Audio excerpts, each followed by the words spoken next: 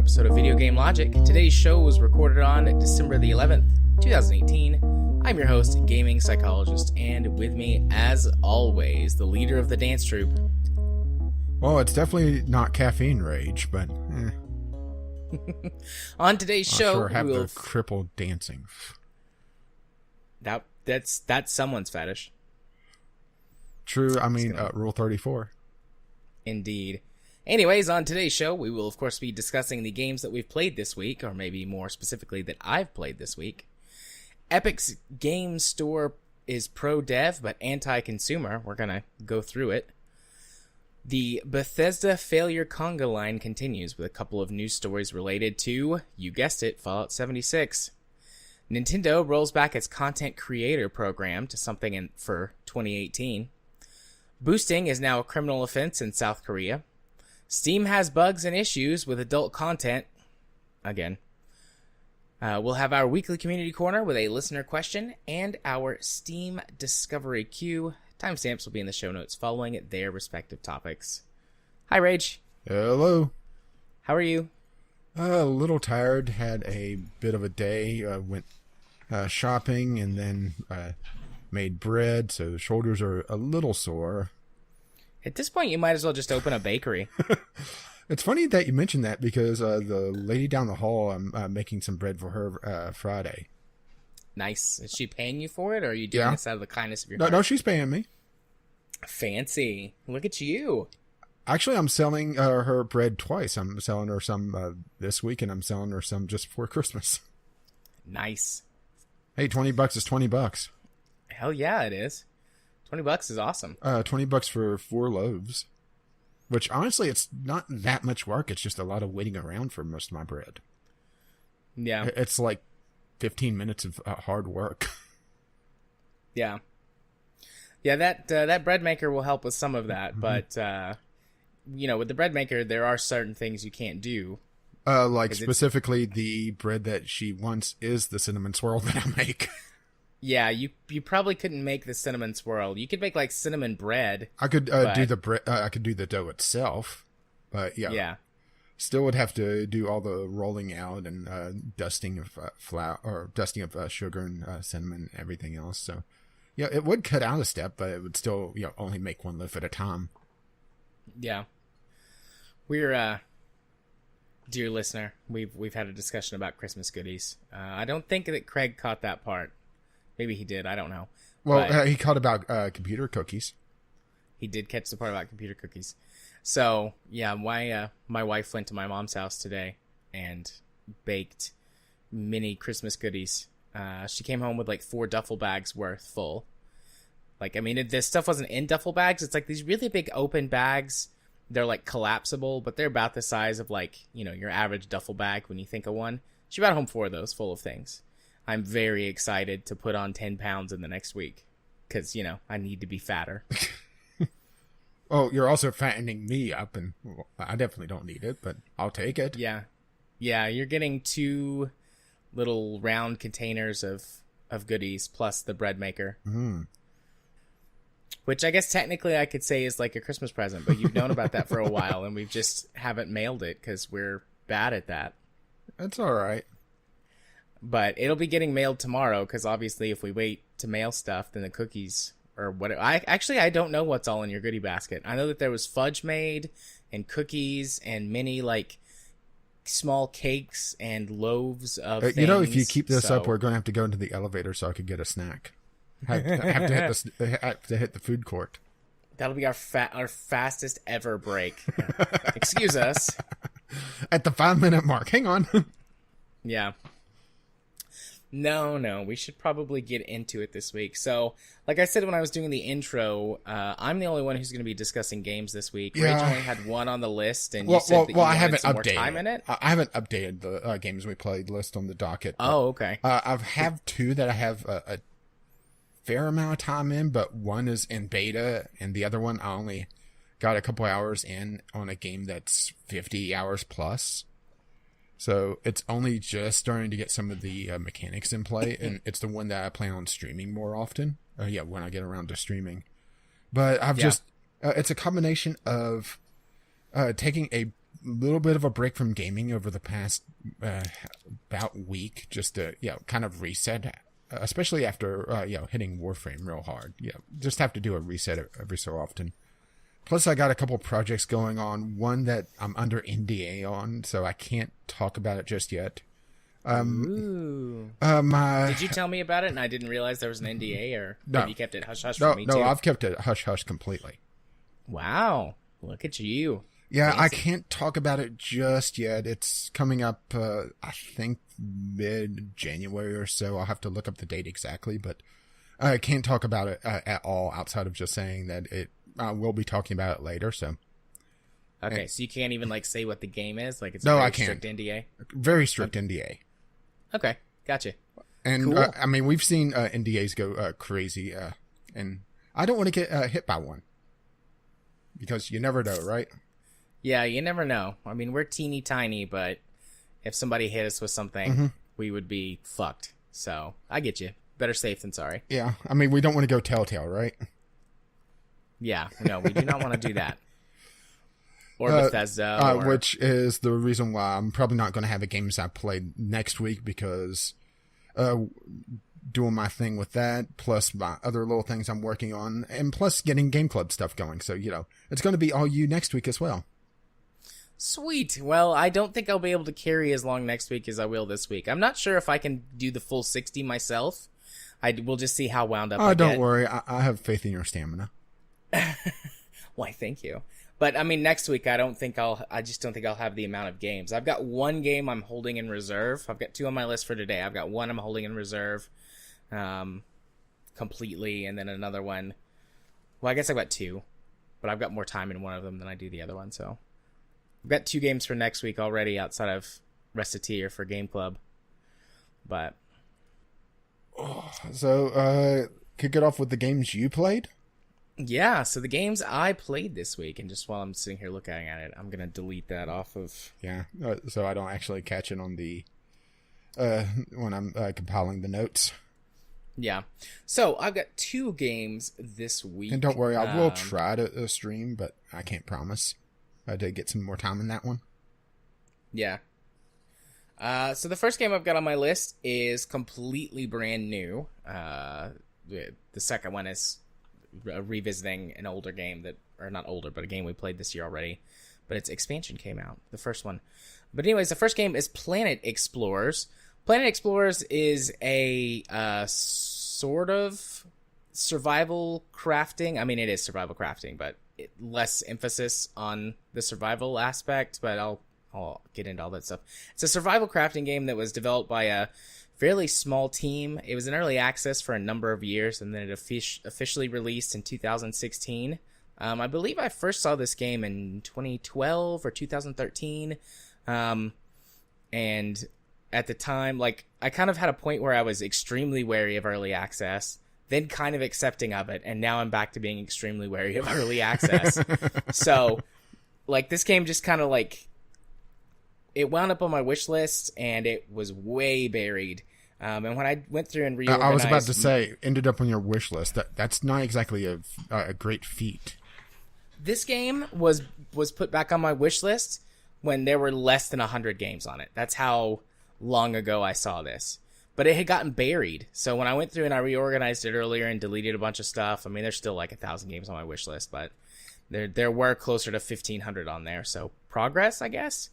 I noticed it and I was like, oh, I'm going to put this up there back towards the top. And when it goes on sale, I'll see about picking it up. And it went on sale just kind of randomly. Or no, it wasn't random. It was during the Thanksgiving sale that Steam did. It was it was around $6 or $7. I was like, you know what? That's perfect. I've got $6 or $7 sitting in my Steam account or my Steam wallet. I'll buy that. So I picked it up. And this is probably, I've played a lot of this type of game. I love my mining. I love my survival crafting. I love my base building and management and my colony sim games. And I love, creating my custom items and, messing with all that stuff. And this game has all of that, and it's all done really well. This is genuinely probably the best survival crafting type game I've ever played, ever. It's got mixed reviews on Steam. I don't know, like, I mean, you know, it's been around for many years at this point. I don't know how many of them, you know, what their age is and things. A lot of the ones that I've seen where it talks about like bugs and issues, those have seemed to have been taken care of in patches. 55% mixed reviews on the recent reviews, 27 user reviews in the last 30 days. Okay. I haven't looked at the recent stuff to see what people are saying. It looks like it's mostly saying that it's still not living up to the promise that it's made. Okay. Which, since it's left early access by the look of it, is a valid point. Okay. I don't know like what any promises were on this game. Like I didn't really follow its development. I was like, oh, this looks neat. I'll put this on my wish list, and when it's out of early access, I'll play it. I'll talk about the bad stuff first. I don't have many gripes with this game, but some of the things that are wrong with it can be pretty big turnoffs to people. The biggest one being performance. This game is just pretty badly optimized. A lot of it seems to be CPU bound. It doesn't handle multi-threading very well, so it tends to bombard 1 or 2 CPU cores. And I've got an i7, so it does pretty okay, but there are definitely times where like you'll get into something and it'll just tank. The frame rate will tank. It's got some nasty pop-in issues that I can't seem to fix no matter what I do with the graphics settings, which does kind of suck. And it just generally doesn't look all that great. You know, it's okay, but it's certainly like not a looker. It's nothing to write home about in that department. The other major issue that I have with it is the controls are kind of fiddly. Some of the controls are like, just like generally playing it, it's fine. It plays, you know, a lot like an MMO, with the way that you control the camera and the way that your, some of your attacks and abilities and items work, that you can use. So I say abilities, it's not like spells or anything. It's like certain items give you things that you can do, and they're all like on hotbars and stuff. But the camera can be a little bit frustrating at times. Like once you get used to it, it's, you know, it's serviceable, but it's a little wonky. Like a lot of the controls are fiddly and wonky. The fiddliest is when it comes to actually designing your custom things, which again, I'll talk more about that later. But essentially you can custom create anything, like vehicles, weapons, items, buildings, clothes, like you name it. In the game, you can customize it and create your own things. And for some of that, it's okay. Like if you're building a custom building, to use like custom materials and designs and stuff, it's okay. But like trying to design custom weapons where all of the voxels are very teeny tiny, it can be very fiddly. So that can be frustrating. Well, I was looking to see what else they've done, and I know their other game fairly well. I haven't played it yet. What's their other game? Portia. I haven't played that. It's pretty much one of the latest Harvest Moon likes. Okay. It's one of the more popular ones, or at least it was for a while. I'm not sure if it's still all that popular. But full 3D and pretty much sandbox, go do your thing, and pretty much what Harvest Moon is. You know, full of mini games and different events and that sort of thing. Yeah. Okay.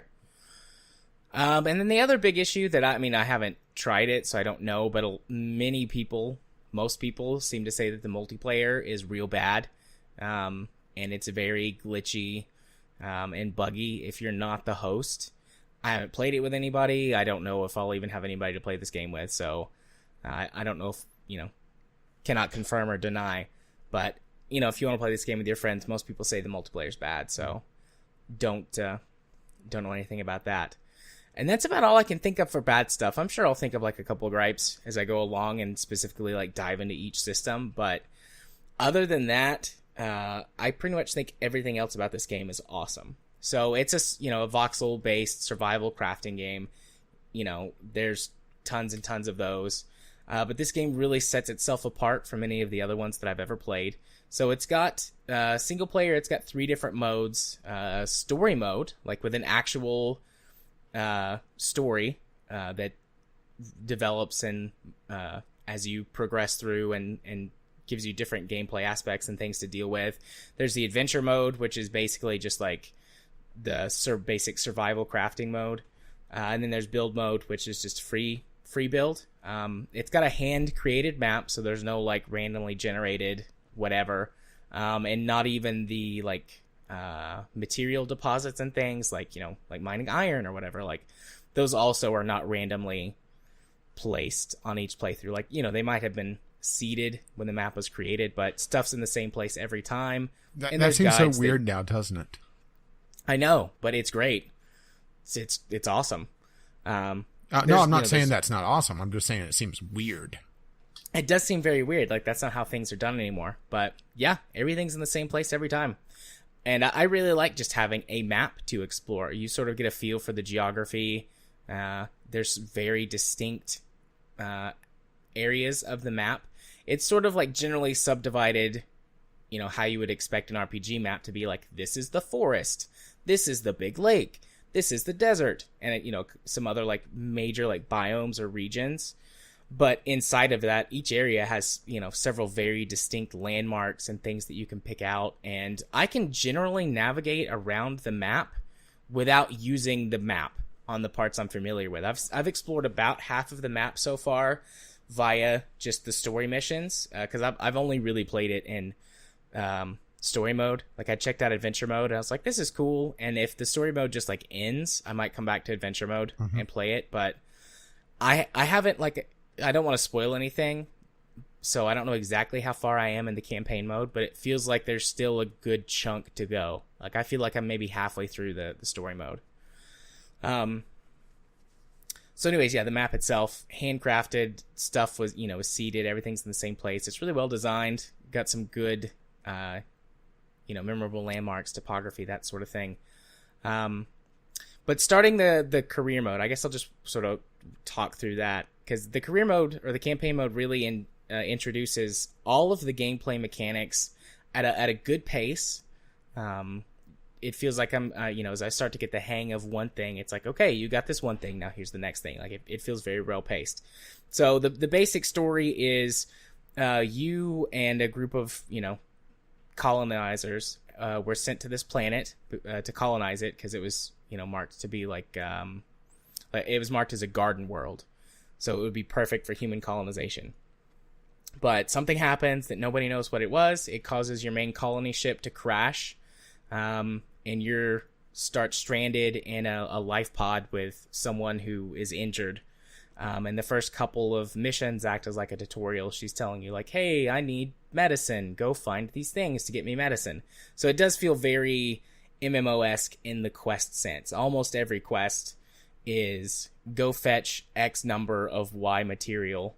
There's some others that aren't. They typically are like build a thing or go kill a certain number of things, which the kill things could, definitely MMO.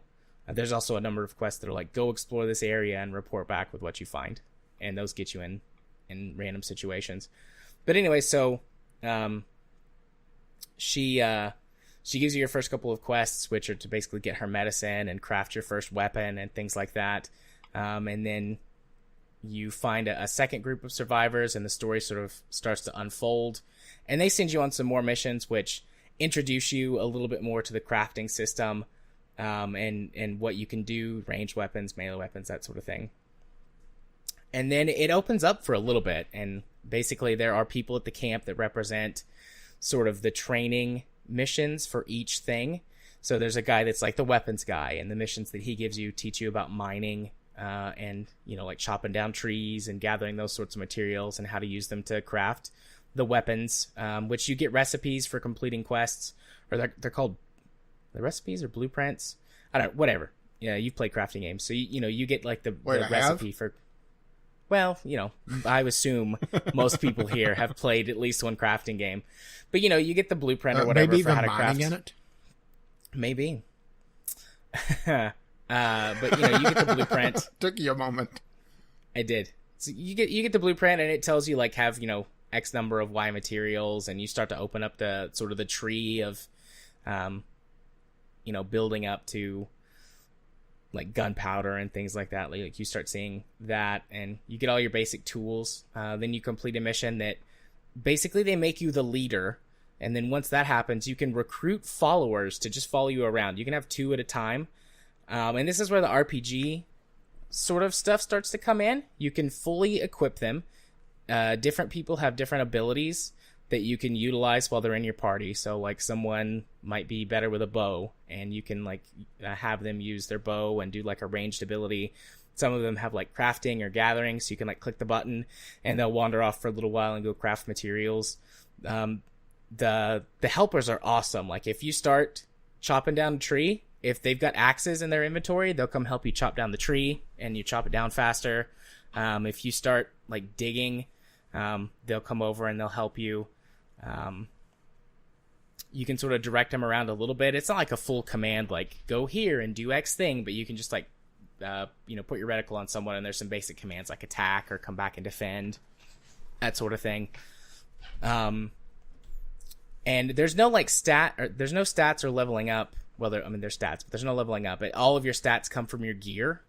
And then you get some bonuses, like if you're well fed, or if you take vitamins, or you can be tired if you work for too long without sleeping. The survival mechanics are pretty good. They're definitely not overbearing. I would say they're dialed in pretty perfectly. The planet has a 26-hour day, and you can be like you technically never have to sleep. Like the game lets you go forever without sleeping, but when you get to a certain threshold of not sleeping, all of your stats take a hit. So, you're weaker, you have less health, you're slower, all that stuff. But you can stay up for a full 26 hours before that kicks in. So it's not like pressuring you to sleep every 3 minutes. And a full day takes about 2.5 to 3 hours of real time. So, you only have to sleep every 2 to 3 hours.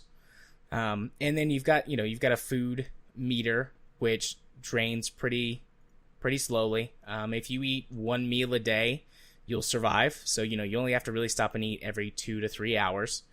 And like when you starve, you start to take what's the time ratio?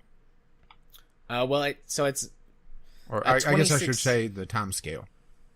Well, it's a 26-hour day in the game, and that's about 2.5 to 3 hours in real time. All right. I'm not exactly sure what that scale breaks down to. So a pretty decent one. Yeah. What's always irritating is whenever there's a survival game that goes more hardcore onto the survival aspect, but then they have the time scale be so short that you're constantly eating and drinking. It was the problem that We Happy Few had for quite a while. I'm not sure if they ever fixed it, but pretty much you were pill popping and eating like crazy, but all the NPCs seemed like they were on a different scale according to all the reviews I saw. Yeah, it's got this dialed in really well. If you eat basically 1 meal a day, you're not going to starve. If you eat 2 to 3 meals a day, you'll start getting like a well-fed bonus, which gives you some extra stamina and stuff. And doing more, and you start to get a gut. Actually, yes. If you eat more than that, you get. It doesn't like make your character look fatter, but it's called the overeating penalty. And you move slower and things like that. See, more games need to be like GTA San Andreas, where if you eat too often at the fast food, your character gets to be a fat slob that can't run. That would be funny, but it slows you down. When you overeat, you move a little bit slower. Your stamina bar drains faster, and you take a small hit to your health, like your maximum health. And then you can also eat healthy food and unhealthy food. And eating lots of healthy food gives you stat boosts, and then eating too much unhealthy food gives you negatives, gives you penalties. So that's pretty good. I mean, it's not like eating like one, because like a lot of the rations are considered unhealthy because it's basically all like bread and sugar. So like if you eat too many rations, then you get some penalties. But if you just eat like 1 or 2 every day to survive, like to just keep make sure you don't starve, then it doesn't like penalize you. I thought this was Planet Explorers. Well, I don't have any games to talk about this week, so I may as well just make puns. Yeah, that's fine. And then if you eat like a bunch of like salads or like natively grown food, like that you grow yourself later, like you get you start to get bonuses if you eat it enough. But yeah, I mean, that system is, I think, pretty well dialed in. I'm not honestly not sure if there's any changes that I'd make to it. Like, it doesn't constantly like warn you that you're like gonna die or whatever. It doesn't constantly warn you that, you know, oh my god, you're at 75% status. You should probably think about maybe having a sandwich. Like, it doesn't pester you. It just like, you know, it flashes red when you're like to nothing, and your character might yawn and be like, oh, I'm kind of sleepy or I'm kind of hungry. And like, that's it. It doesn't keep pestering you about it. Yeah. I like systems like that, or the ones where it's a buff that goes away that starts to make things more difficult instead of racking up a ton of penalties really quickly. Yeah, I mean, you really have to try or be in a really bad way to get a whole bunch of penalties. Like, it takes a while for that to happen. And because you get stat boosts from your armor too, like, or the armor and clothes that you wear, you can survive a little bit longer once you get a little bit farther. So, like, some of the missions take you away from your colony for a while. So you might not bring enough supplies, or maybe you just don't want to, like, stop and gather some more stuff if you run out. And your armor can help mitigate some of those penalties for a while. It's a really good system for that. And also you have to make sure your followers rest and eat as well. And that's automatic. Everyone at your colony, which again, I'll talk more about that later, takes care of themselves as long as you've got enough systems set up for them to be self-sufficient. And then the people that are directly following you, you just like put some food in their inventory. And when they get hungry, they eat. And every time you sleep, they sleep. And then if their bar bottoms out, then they'll like pass out on the ground next to you. But typically that doesn't... Do they at least cuddle? Yes. Typically, though, that doesn't happen because, like, you know, like I just said, when you sleep, they sleep. So you pretty much have to be exhausted yourself before they'll pass out. But once you go through sort of all of the basic tutorials for things in the story, it boots you over to the next area and you start encountering higher level enemies, higher level quests, people who give you higher level gear, and it's just sort of you building the story. You're learning more about the ship and potentially what happened. You start learning about the history of Earth and Mars and some of the other colonies that exist. And, you know, obviously it's sci-fi, so Earth and Mars hate each other. Of course. And so there's like suspicion of foul play. And then you go on, you know, further on and you run into the aliens that are on the planet. And it's like, oh my god, we didn't know that there were aliens on the planet. Maybe could do this. And everyone's like, no, they're very primitive. And spoilers, they did it. Well, I don't know if they did it or not, but come to find out, there is like, spoiler alert, major spoiler alert. Come to find out, there is like a major, or there's like a long dead race on this planet, and they have like giant robots and completely fully automated like factories and ships and stuff that you discover later on.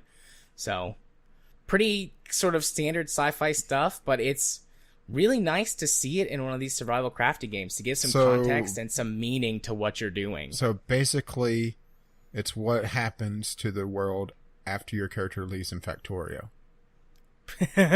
Yeah, pretty much. And when you meet the guy who was supposed to be the head honcho, there's sort of like a mutiny, and they're like, no, we don't want you to be the leader. We want player character to be the leader. And so he basically is like, okay, you're going to be the leader of the Earth colonies. Here's how to build a colony. And he gives you all of the basic starting stuff to build a colony, and then there's more recipes you can develop or get later to build it. You know, call me crazy, and you know, this is a video game trope, so video game logic kicking in. Why is it always they elect the least qualified possible to lead all the colonies and then have to teach how to lead? Yeah, good point. Because I mean, this guy, like, he should be the leader. Like, it's not his fault what happened. He was like a mayor or I don't remember if he was a mayor or a governor or something, but he was like a politician back on Earth, who was also a scientist.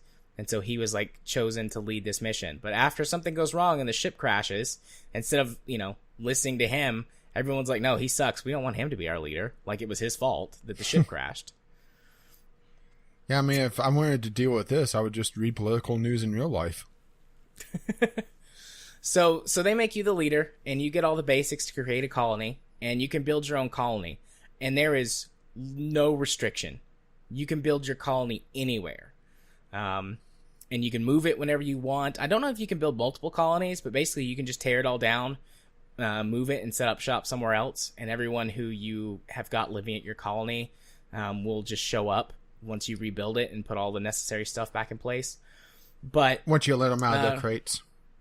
Yeah. But so this is really where I started messing with the building system, which is pretty standard. You can build things in blocks or in voxels. And when you build in blocks, it places just like any other, Minecraft or Space Engineers or whatever. When you build in voxels, you've got sort of a paintbrush that you paint the terrain with, and you can build it up a little more like how No Man's Sky does it. I know you haven't played that range, but I know several of our listeners play No Man's Sky, and you just sort of shoot out the material and it sort of builds until you stop. Each have their own uses, but I definitely prefer the block building because I like things to be precise. And there are some basic things you can do, like you can have it, like with the voxels, you can tell it to sort of shoot out in shapes, so you can, build like more organic looking ramps or things like that, or maybe roofs for your houses if you choose to build those. I went with basically just a giant military style compound. I had 40,000 units worth of like granite and marble from all the mining I had done, because that's what I do. So I went out into the ocean and built this platform, almost like an oil derrick, with a huge bridge that goes over to the land, and put my colony essentially on an oil derrick. And then I built it up and built a huge roof. I went like way overboard. Land. Yeah. But went way overboard. Built this giant base, way bigger than the stuff that I had at the time, because I knew that I could expand. And then you can build like defense turrets, and you have to defend your base. Building a base attracts creatures to it. Oh, sorry, it was sea land, this? Not ocean land. The oil derrick that they petitioned, what was it, the UN to make them a country? Yeah. But so you do have to build static defenses for your base, and you can have colonists be guards, but I mean that's really the biggest waste of colonists. So build static defense turrets and things, because it attracts animals, and it might attract aliens. I built my base very far away from where all of the aliens are, because the map is kind of segregated in that way, like that very classic sort of old school RPG. Like, this area has X type of enemy, and they are Y level, that sort of thing. So I built as far away from the aliens as I could, and I don't know if the map's going to change as I progress, but built it out in the water. Defense turrets to keep the birds and the sharks from attacking it or killing them when they do, and then a big old land bridge, or a big old bridge out to the land. And the colony management system is fairly deep, but it's not very fiddly. It's pretty simple to understand and get set up. In the beginning, you have to do a lot of work on it, manually assigning people to it. But once they've got a little bit of experience as a colony or as a colonist, you can assign people to be leaders. They're called VIP colonists, and they become the leaders of your colony. And they have things that you can tweak, but basically you can just leave them alone, and they will run your colony. Initially, you have to provide all the resources for food and all the resources for power generation and things like that. But eventually you can get a station that's like a recycling plant, and then you can assign people to go out and they'll gather resources for you. And it completely automatically manages itself to keep itself running so all of your colonists don't die.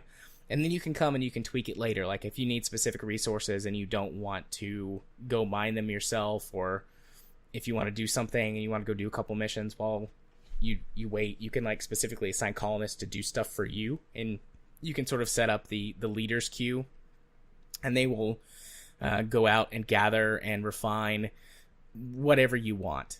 The colony is the only way to repair and refuel or recharge vehicles. So you get one vehicle early on to help you with your early exploration of the map. But it lasts for a little bit of time. But if it gets destroyed, you can't replace it, and if you lose, like the batteries get destroyed for it or something like that, you can't use it anymore.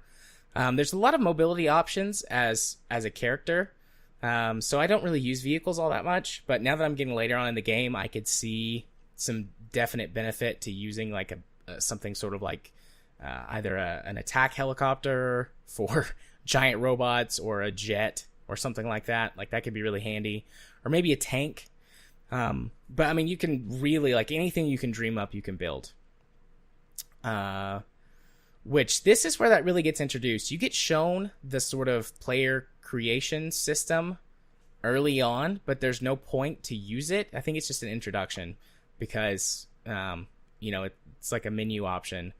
You can go in and you can, do a couple of custom made things, but you don't really have any resources or anything. It's kind of fiddly, so I left it for a while. But when you get to the colony management section, it becomes a lot more, I wouldn't say important. I don't feel like I have to use it. But there is one mission in particular where you're going to rescue some people, and they're like, well, you can use these parts to build a helicopter, or you could like build a ramp or something to get over there and rescue those people. And I was like, I don't want to fiddle with a helicopter right now, so I'll build a ramp. But after that, I went back to my colony and really messed around with that system. So when I say you can custom create anything you want, you genuinely, literally can custom create anything you want. Like I said earlier, like clothes, armor, weapons, vehicles, drones. There's drones in the game. Mm-hmm. You can build robots. You can build airships, helicopters, planes. There's like a pre-made thing for a battleship, like a space battleship. So, but I haven't really messed with that. I have no idea what the scale of that is. It's resource cost for like even the basic thing that it gives you to start with is ridiculous. So that's one of those things. I'm not sure how much more the game is going to scale up, but you can design tools, everything. And you can go in and you can not only custom design it in terms of like the way it looks, but you can choose what materials it's made out of. You can create composites. So I've gotten to the point where I've got all of the basic materials in the game unlocked. Everything from, dirt and wood up to diamonds and gold and silver. And I like the way that it handles gold and silver too. Because it's like you can make gold armor, but instead of it being like, actual gold armor, it's like it's really high-tech battle armor. Like that's how the gold and silver works. So I thought that was pretty cool. Around like steel armors, where it stops looking like what you think of like traditional body armor, and then it starts to look more like power armor, which I think is a nice representation of like, okay, you're making things with gold and silver, so that means you're using like microchips and things like that. So I thought that was pretty cool. But you can make custom composites that are much, much stronger than anything else. And you can choose how many resources to invest in the composite. So you can have sort of different levels of your custom composites for, different attributes like plus defense or plus attack or different looks. Like your custom composites can change the way that your weapon looks with like sort of a sheen or a finish to it. And you can build stuff, from scratch. There's a few basic parts to get you started. Like if you want to build a sword, you have like a sword hilt with a crossguard, and that's it. And then you can design the blade however you want. If you want to build a gun, you'll have some basic stuff like maybe the receiver or a slide or, a trigger. And then you build from there to make it how you want. Vehicles, the same thing. Like you can start with a cockpit or, some wheels or something and build up from there and just place the parts on it that you need. And then over on the side, like it tells you like how many materials you're going to need. And some of the things like for vehicles, especially, it's like, okay, so I want guns to be on there. So I'm going to attach like 3 guns. So then you have to craft like the three guns that it needs. But just for like the basic structure of it, it's not like you have to craft 40 pipes and 50 sheets of steel. It's just like you'll need X amount of materials. And so you go through, you design this whole thing. You can paint them, put logos on them. You can save templates to build off of for stuff. You can save all of your custom materials so you don't have to redo that every time. And then there's just like, it says export. I wish that it would say something more like create or craft, because when you hit export, it tries to craft it. And if you don't have the materials, it's like, oh, we can't craft this. So then you have to like make sure you save it and then come back into the menu. Or something. Yeah, that would be much better, but, it says export. So, I mean, I blew through that pretty quickly. It's extremely complex and complicated and fiddly. It's not like... The biggest complaint I have with that is trying to move the camera around is frustrating as hell, because it sort of focuses on a point, and you can, like, click a point, and the camera focuses on that point, and you can spin it around, zoom in or out. And it's not made clear, but there's this sort of blue like grid or sheet, or and that is where your building blocks are placed from the start. And it sort of sounds kind of simple as I explain it, but there's no good tool tips. The tutorial for this is crappy. This game's not super popular. There's not a lot of tutorials out there online. And maybe if I'd looked a little bit harder, I could have found it, but I was like bound and determined to figure it out on my own because I'm stubborn. So I finally figured out, like, okay, the blue grid is the building plane, and there's like a separate bar you have to go to, and you drag that around, and that's how you move the blue plane. Once you start building, it's not really that much of a problem because you could build off of what you're building on. But the first thing I was trying to design was a revolver. Like, I wanted to make a revolver because revolvers are cool, right? Mm-hmm. So I'm like, well, how the hell do I start, like, actually, like, building, the barrel and all of that stuff? Like, every time I try and place something, like, it's just down on the trigger or, like, randomly, like, on this blue thing. And then, like, well, maybe the blue thing is where I build on. But I couldn't find a way to move it. It took me a while. So very fiddly. But once you get the hang of it, it's one of those things like, so it's the Dwarf Fortress model where it's fiddly, but very deep and interesting once you figure it out. Mm-hmm. Yeah, like, I mean, this system is, I think where probably 50% of the development time went. There's so much you can do with it. I've not even really scratched the surface. I've designed a couple of weapons and one vehicle. But people can upload stuff to the Steam Workshop. So I've looked at a lot of the things that people have created, and there's some really interesting and intense stuff on there. But, I mean, the stuff you create with your custom composites is way better than anything that I've found in the game so far. So yeah, let's see. Colony management, crafting, the world. Don't think we're going to get to your other game today. How long have I been talking? I don't know how long I've been talking. The timer says 42 minutes already. Damn. I mean, there's just a lot to this game. I don't really think there's anything else that I really need to cover. Without really going into detail on the story, I've hit all the basic game mechanics, some of the deeper systems. It's incredible. If you can get past the performance issues, performance hiccups, and the fact that it doesn't look very pretty, this game has got so much to offer. There's a couple of systems that I'm aware in the game, but I haven't got to yet. There's some kind of monorail system. There's at least one other colony on this planet. And I suspect at some point in time they're going to be like, hey, build a monorail to connect our two places. Are they going to start singing the monorail song to do it? I hope so. But, there is a fast travel system. You can create, like, travel points and things like that. The economy is all food-based. I think that's pretty neat because it's, a colony, so money's not going to be a thing. Everyone's just trying to survive, but you trade food for everything. So that's pretty cool. But otherwise, yeah, MMO feeling survival crafting game that, as far as I can tell, basically lets you do anything. But it does it all really well. It's amazing. I love this game. It was contender for Game of the Year for me until I played my second game. Yeah, we want to get into that because we just rolled over 44 minutes. So, and I know this one will push us into the 2-hour mark, knowing you. I don't mind to save it. If you want to save it, I can save it. We can always save it. Okay, why don't we do that? Because I'm not sure I'm going to have very much to talk about for games next week, and you're not thinking you're going to have any, right? So, yeah, just because of things going on. Sorry. We'll do that. It's fine. So I guess you guys will have to wait one more week to hear about BattleTech, the Flashpoint expansion. It gives you time for it, right? It's really good. It's really, really good, guys. Like, I love it. It fixes a lot of problems I had, but I'll tell you more about it next week. Bye. Speaking of fixing problems, Epic has a lot of problems to fix. Oh, yes, they do. My throat's doing okay. I was doing a good job sipping on my tea. What's left of it's cold now, though. That's sad. Oh, so shall we start on our news and talk about Epic Games Store? Let's do it. You're very, very angry about this, so I'm going to let you th- sort of take the lead. This is such a clusterfuck of a launch that if I didn't know Bethesda already had their launcher, I would have suspected Bethesda to be behind it. Okay. They do not have reviews on their store at all. No community functions at all. Not even something as basic as a fucking search bar.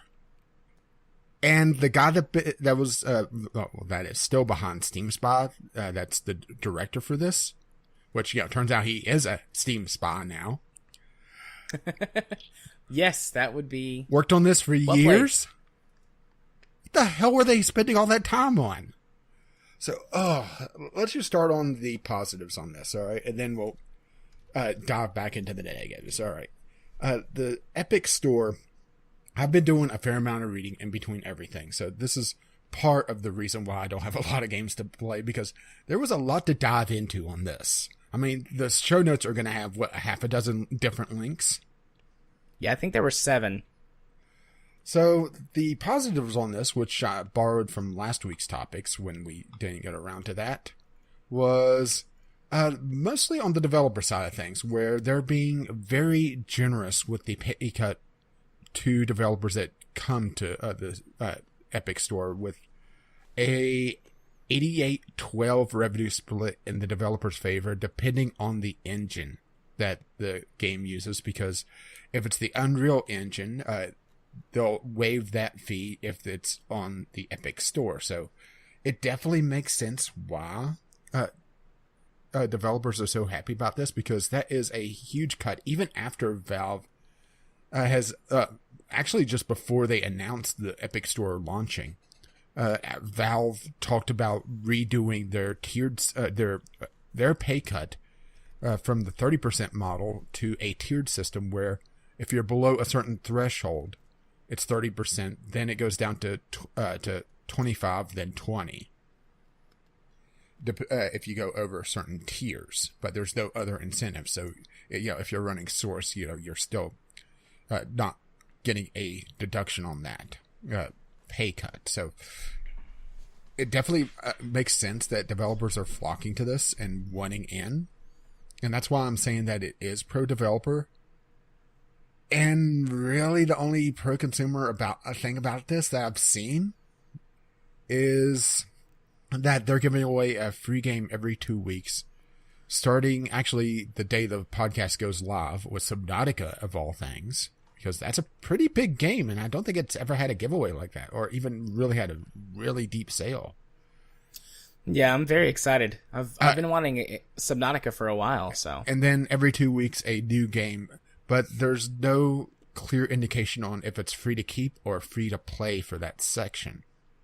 So, Ooh, interesting. I have it, with everything else about this being such a utter clusterfuck, I have no idea which way it's going to fall. So, it may be just a free trial period of all things. I guess we'll have to wait and see on this. So that's the good things. So let's see. How about them having severe issues with their refund policy? At least on launch, they are supposedly streamlining it, but it seems like all the agents haven't gotten the memo yet. I actually sent you I told you what the requirements were, and I'm happy to try to find it on here because a lot of links. Okay, so what's the deal with the Epic Game Store refunds? Okay, some of this is pretty bog standard. This was the launch version that they've since streamlined a bit, but there's not a real saying of what they streamlined outside of just doesn't have to be all of it. So pretty standard things. The original display ID. So, the equivalent of the Steam login name or that sort of thing. But then you start getting some weird things like your public IP addresses. That's not a static thing for most people. Is it? I mean, every time. No, I don't think so. I mean, every time my modem resets, that'll pull the new IP address immediately. Let alone, just throughout the day, doing a refresh there. I'm not sure how often it would, but having to get the IP addresses is weird. The date that you created your account, so better remember that, folks. An invoice ID for any Epic purchase. So, fairly standard, but that should be in their records. You shouldn't have to provide that outside of, the particular refund you're looking for. The locations, city, state, and province where you made your purchases on your account. Okay, little odd, but The original display name, which I talked about. The last 4 digits on the first payment card used on your account. So better keep your old credit cards. The date of your last login, which is also a little weird. Then the names of any PlayStation, Switch, Twitch, or Xbox accounts connected to your Epic Games account, which in retrospect, it seemed a little weird to me at first, especially when I talked to you about it, but the Epic Game Store is a platform anonymous, so it's selling games on multiple platforms. So that makes a little bit more sense to me now, but at the same time, they really shouldn't need that much information, especially since this isn't account recovery. That's the big thing. Yeah. If this was account recovery, some of this information, fine. But this is a refund. This just yells to me that they're trying to, or at least were trying to make it so obtuse and so bothersome that someone goes to file for a refund, see the reams of information that they have to get, and just say, fuck it, I'll just keep the game. Right? I mean, that's the only reason I can think of outside of just them being utterly fucking incompetent about building a system. Yeah.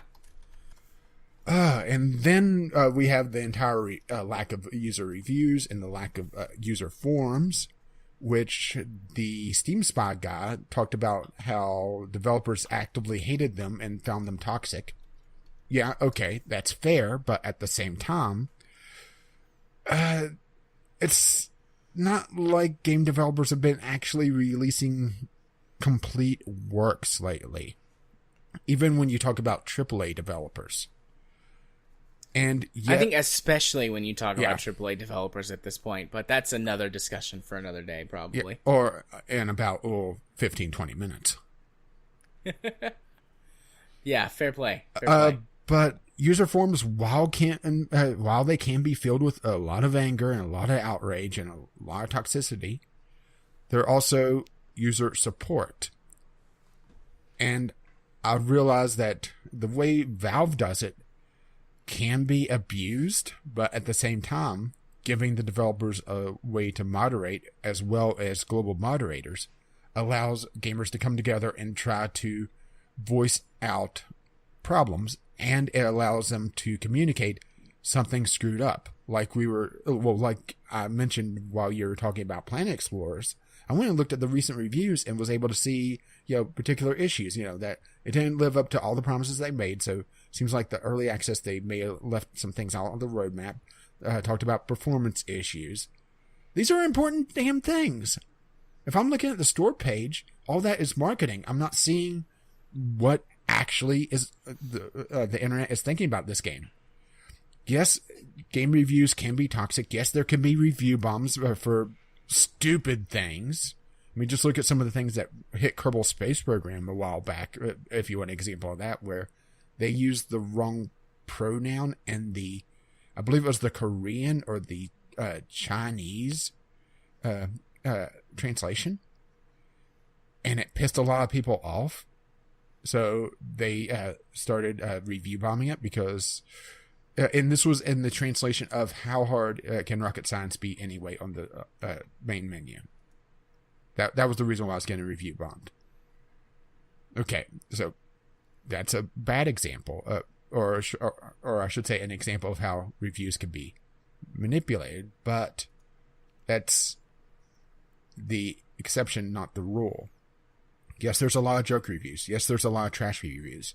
But the general trends of reviews, if you see a game that is running a 30% approval rating on Steam. And there's a lot of, just low effort downvotes. But it's still that low with a lot of votes or a lot of reviews. Typically, there's a reason for that, right? Yeah. Typically. And so since there's no way to voice, what's going on outside of searching for other reviews, which, let's be perfectly honest, people are lazy. If it's not on the store page, they're the average person. I don't think is going to bother looking at a review or looking for a review. If it's on the page itself, they'll look at it. But I mean, even Valve has problems with people actually scrolling down, so they have to pile a lot of information at the title of the page. I mean, that should tell you something. Anyway, you were saying? So I just went through the whole rigmarole to get the store, because I've got the Epic Games launcher, because, I play Fortnite Battle Royale, or not Battle Royale, Save the World mode occasionally. I haven't played it in a while, so it needed to update, and then I had to re-verify all of my shit, and then it had to download the new new store.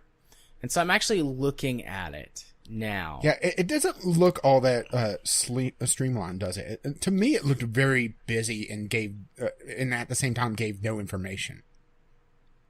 So it also has the problem that that Valve used to have. To be fair, they don't exactly enforce that rule, but there's a lot of games that don't have game screenshots. It's concept art or it's cutscenes. You don't know what you're buying into.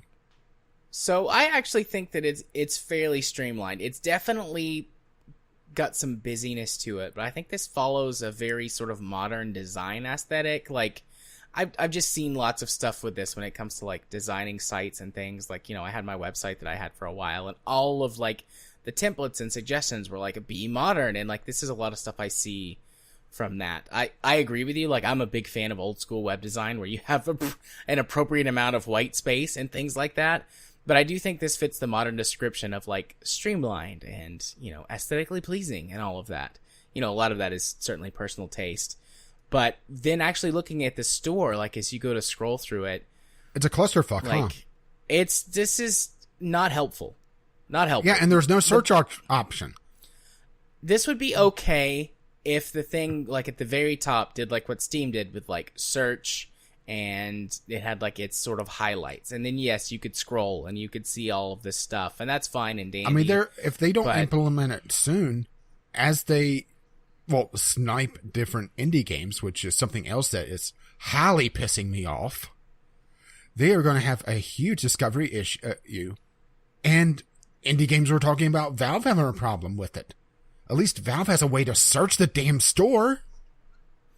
Yeah, the only positive to that is that there's only 1, 2, 3, 4, 5, 6, 7, 8, 9, 10, 11, 12, 13, 14, 15, 16... I guess 17 games if you count Fortnite. Oh, no, wait. Fortnite's in this scroll. So, yeah. For now. Did I say 16 games on the store for now? So, yeah, but it's going to be a problem soon. Easy to search all of those. They have this interesting thing at the bottom, which I think is pretty neat. You can download all of their mod editors for various games. Ark, Pixark, Robo Recall, Conan Exiles, Bus Simulator, Hello Neighbor. There's a few others here. Unreal Tournament. Some of them are smaller, stuff I don't recognize. Yeah, but anyway... But they've removed a lot of the set, okay, so it started immediately, trying to download Fortnite. This is a huge download. I don't know what this is. But I can't, tell it, I want this to be not on my C drive, because that's my small SSD that's my boot drive. But that's where you all install... of those options are gone for managing games. There's also one other thing that's not on the download screen that... you'll probably find amusing. Okay. ETA. ETA for downloads? Yeah, you don't know when the fuck it's going to finish downloading. Let me look at this. At least according to the PC Gamer article, because I haven't downloaded the store yet. They may have updated it since then, but Let me take a look at that. If I go all robo-y for a second, I'm sorry. But the fact that you can't change the library folder is also a problem. They could have put it in, though. And so, no, I'm going to pause this again. It doesn't. It just says downloading and a percentage, and then you can go click on your downloads, and it pulls up. I kind of like this. It's got a download, read, and write as it's like unpacking. Like it's got a graph that shows you. Yeah, but Valve does that as well. But this is separated out better. True. It looks better than Valve's does. Easier to read, but yeah, it gives you no ETA or anything. I mean, you may be able to maybe estimate it with the percentage, but that's just stupid. Right? Yeah. I don't know what this is. Operations? That was a board game for kids. It's like a bar. Have you ever seen like Defraggler or something like that, where you had like the little squares? It looks like that. I don't know what this is. Is it just like writing blocks to one of my drives, and it's a visual representation of that? Maybe. Gotta admit that the Defragger was mesmerizing back in the day. Yeah.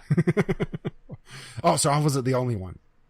No, I used to enjoy watching it go for a while.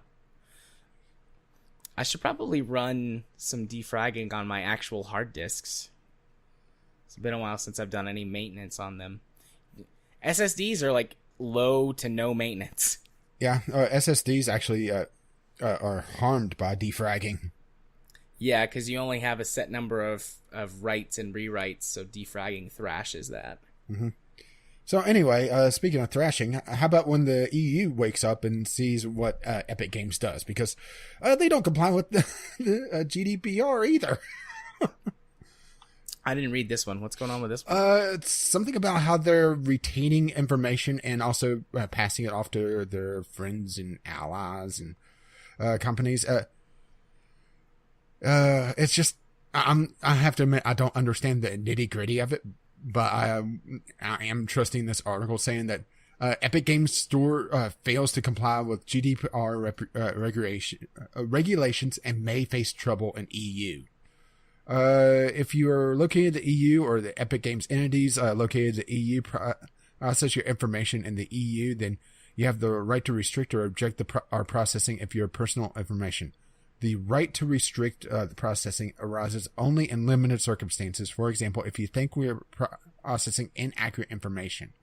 In addition, if we are required to restrict processing, but the requirement is temporary, you may not be permanently obligated to adhere to your request. What does that mean? For those who aren't aware, I'm just reading the article verbatim because it's pretty short. If you're unaware, the GDPR, the General Data Protection Regulation, was a law that applied throughout the whole European Union. And you may remember back in May, I think it was, when a lot of sites suddenly updated their terms of service. That's not from the article, but I think that's about when it was. And it demands strict transparency between consumer and corporation. Consumers have the right to not have their data shared with advertisers, request for all existing data that the companies have on them, and other rights that the consumers are obligated to in light of major data scandals like Facebook's Cambridge Analytica. The above states that if you do not wish to have your personal information shared with advertisers, Epic Games will have to take it under consideration, and even suspension of data sharing may be only temporary, or they have the right to deny that request, which breaks the GDPR. Oh, what the fuck, right? There's one more bit underneath it. Yeah, I saw it when I scrolled down. The site has a little bit of an odd formatting, at least in Firefox. Yeah. Companies like Sony and Apple have been made to comply with GDPR, and those companies are titans compared to Epic Games. How Epic Games hopes to get away with such an act is unfathomable and will soon face backlash from EU consumers. So, yeah, if Google and Apple... Sony and Apple have been forced to comply, which I think they should. Governments obviously overpower companies, at least anywhere except America. Actually, that's not true. There's other places like Russia and some South Why American were you repeating countries. yourself? Touche. But, in real countries, the government has more power than companies. So, but the thing is that you also see, companies fighting the government. I mean, just look at EA trying to fight Belgium over their loot boxes because their FIFA cards are a large chunk of their revenue because people just can't help themselves with games, it seems. Yeah. But even continuing on, they also have a problem with their regional pricing. Let's see. For example, this is what currency is this? I didn't actually catch the currency on this.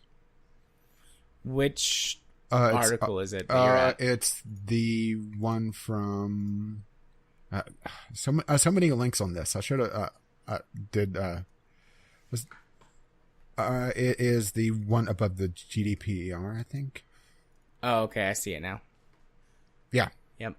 It even says it on there, something about regional pricing. I just missed that. Yeah, RP, which I'm not sure what that one is, but for example, Shadow Complex is over twice the price, right at twice the price. Hello Neighbor, it goes for 139,999 RP, which probably rubles or something. I don't want to stop on this. But it's 458,720. That is the Indonesian rupee. Rupee? Well, so you pronounce that rupee? Well, I wasn't sure which one. So 3 times as much as Steam's. So the regional pricing is also screwed up. Yeah. I mean, I realize that wouldn't have a big impact for most of our listeners, but at the same time, makes you wonder, huh? Yeah, and oftentimes in a lot of countries like that, where the exchange rate is so bad, the games will actually be cheaper because, just different economies and valuation of things. Yeah, or just regional pricing in general. And that's why Valve had to lock down a lot of their gifting because particularly Russian just bot farms, farming up a bunch of Steam trading cards, buying cheap games and selling them to launder the money. Let's see. Red Dead Redemption is also has a bit of a price hike from the looks of things. It's just what the hell, right? Or is this just a different store? Yeah, all of this is no bueno. Let's see. Is there anything we've missed? Wait, shop games and mods? Maybe they're talking about the mod. Oh, yeah, okay, mod editor. That has to be it. I think so. Let's see. Miscellaneous images. Oh, here's another thing. Okay. In order to not get spammed by email when you buy something, it's an opt-out system. Otherwise, they'll share your email address and you'll get emails from the developers. Oh. That's on the PC Gamer article. By default, buying Hades it will put you on a list for whatever marketing spam the developer or publisher wants to send you. You can check the box to opt out. But I just want to buy games without risking ending up with a bunch of random mailings. Let's see, clicking on any game banner in your library takes you to its store page. Minor thing, but why? The no to ETA and downloads, and they also covered the no search.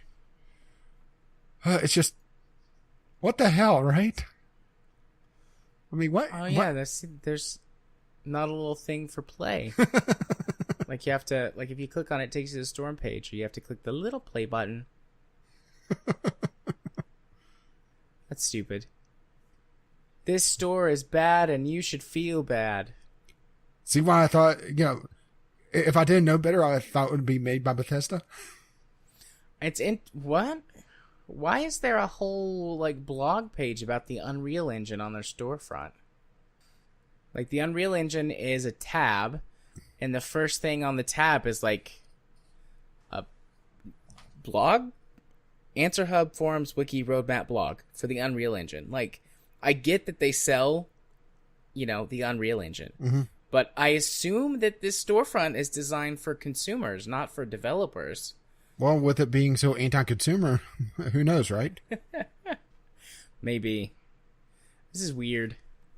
I don't like this very much. I've converted you.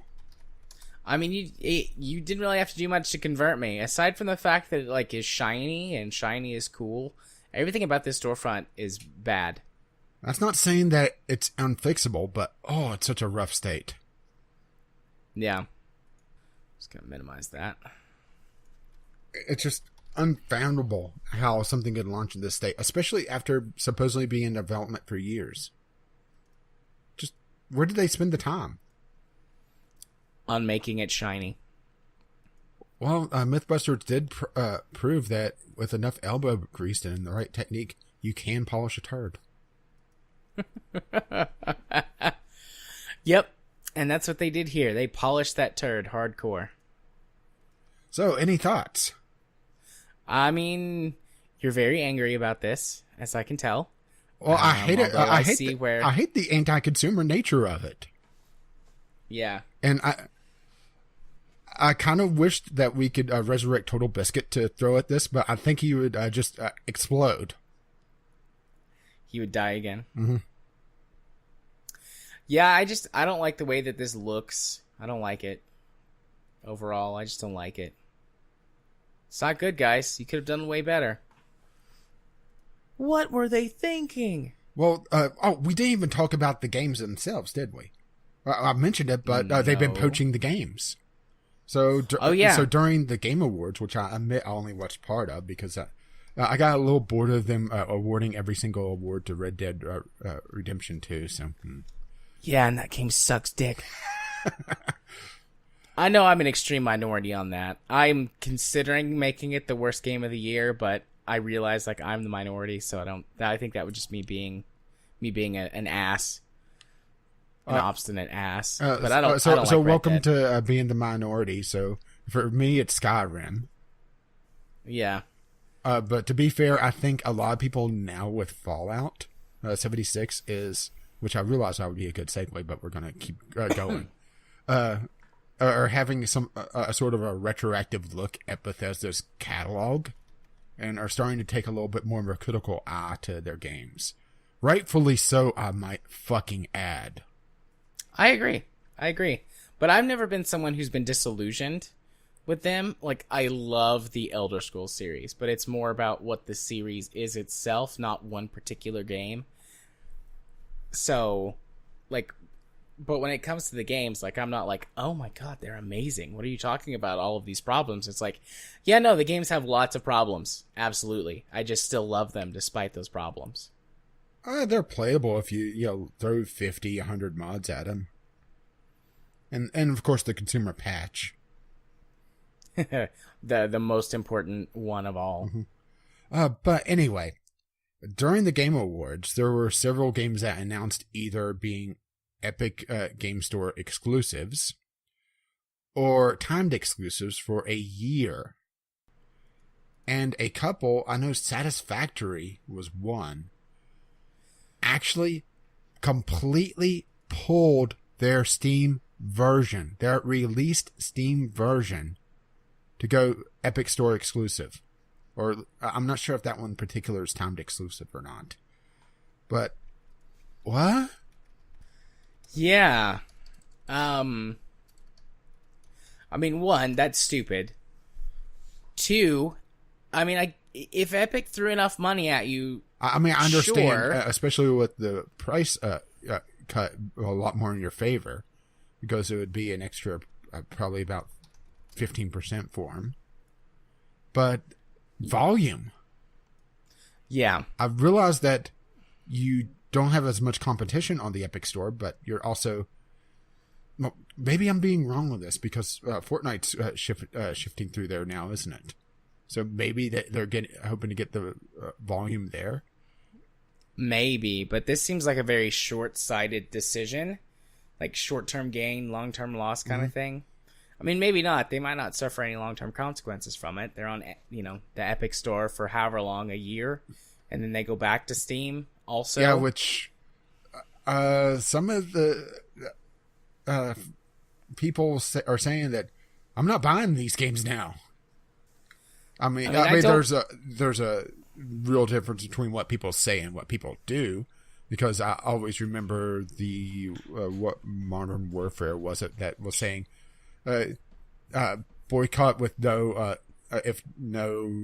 dedicated servers, and it has the screenshot of the Steam group for that boycott, and 80% of the people visible are playing that particular Modern Warfare. Yeah.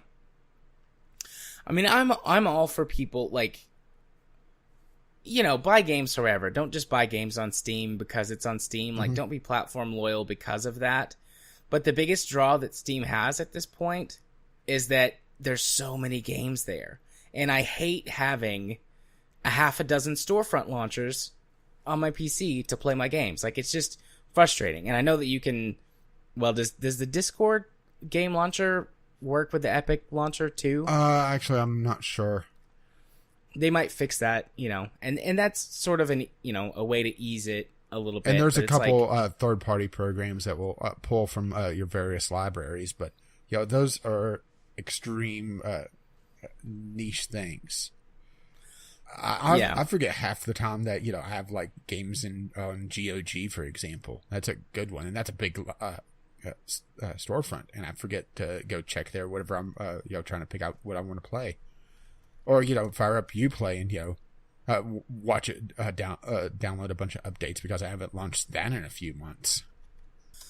Was Rebel Galaxy Outlaw on Steam already? The original was, but the sequel is going Epic Games Store Outlaws exclusive for a year, which I was at least somewhat interested in that, just because of some of the stuff that they seem to be doing to make it a little bit more freelancer-ish. But fuck it, I'm not messing with the Epic Game Store outside of maybe getting the free games. I was just trying to see if they pull it from Steam, or... Well, a lot of games are just saying, coming soon, because I think a lot of them are, if they're not under some sort of contract, because who knows, they're kind of riding out to see what exactly happens in this exclusivity if they got in. And I mean, Coffee Stain Studios were being real dicks about their move.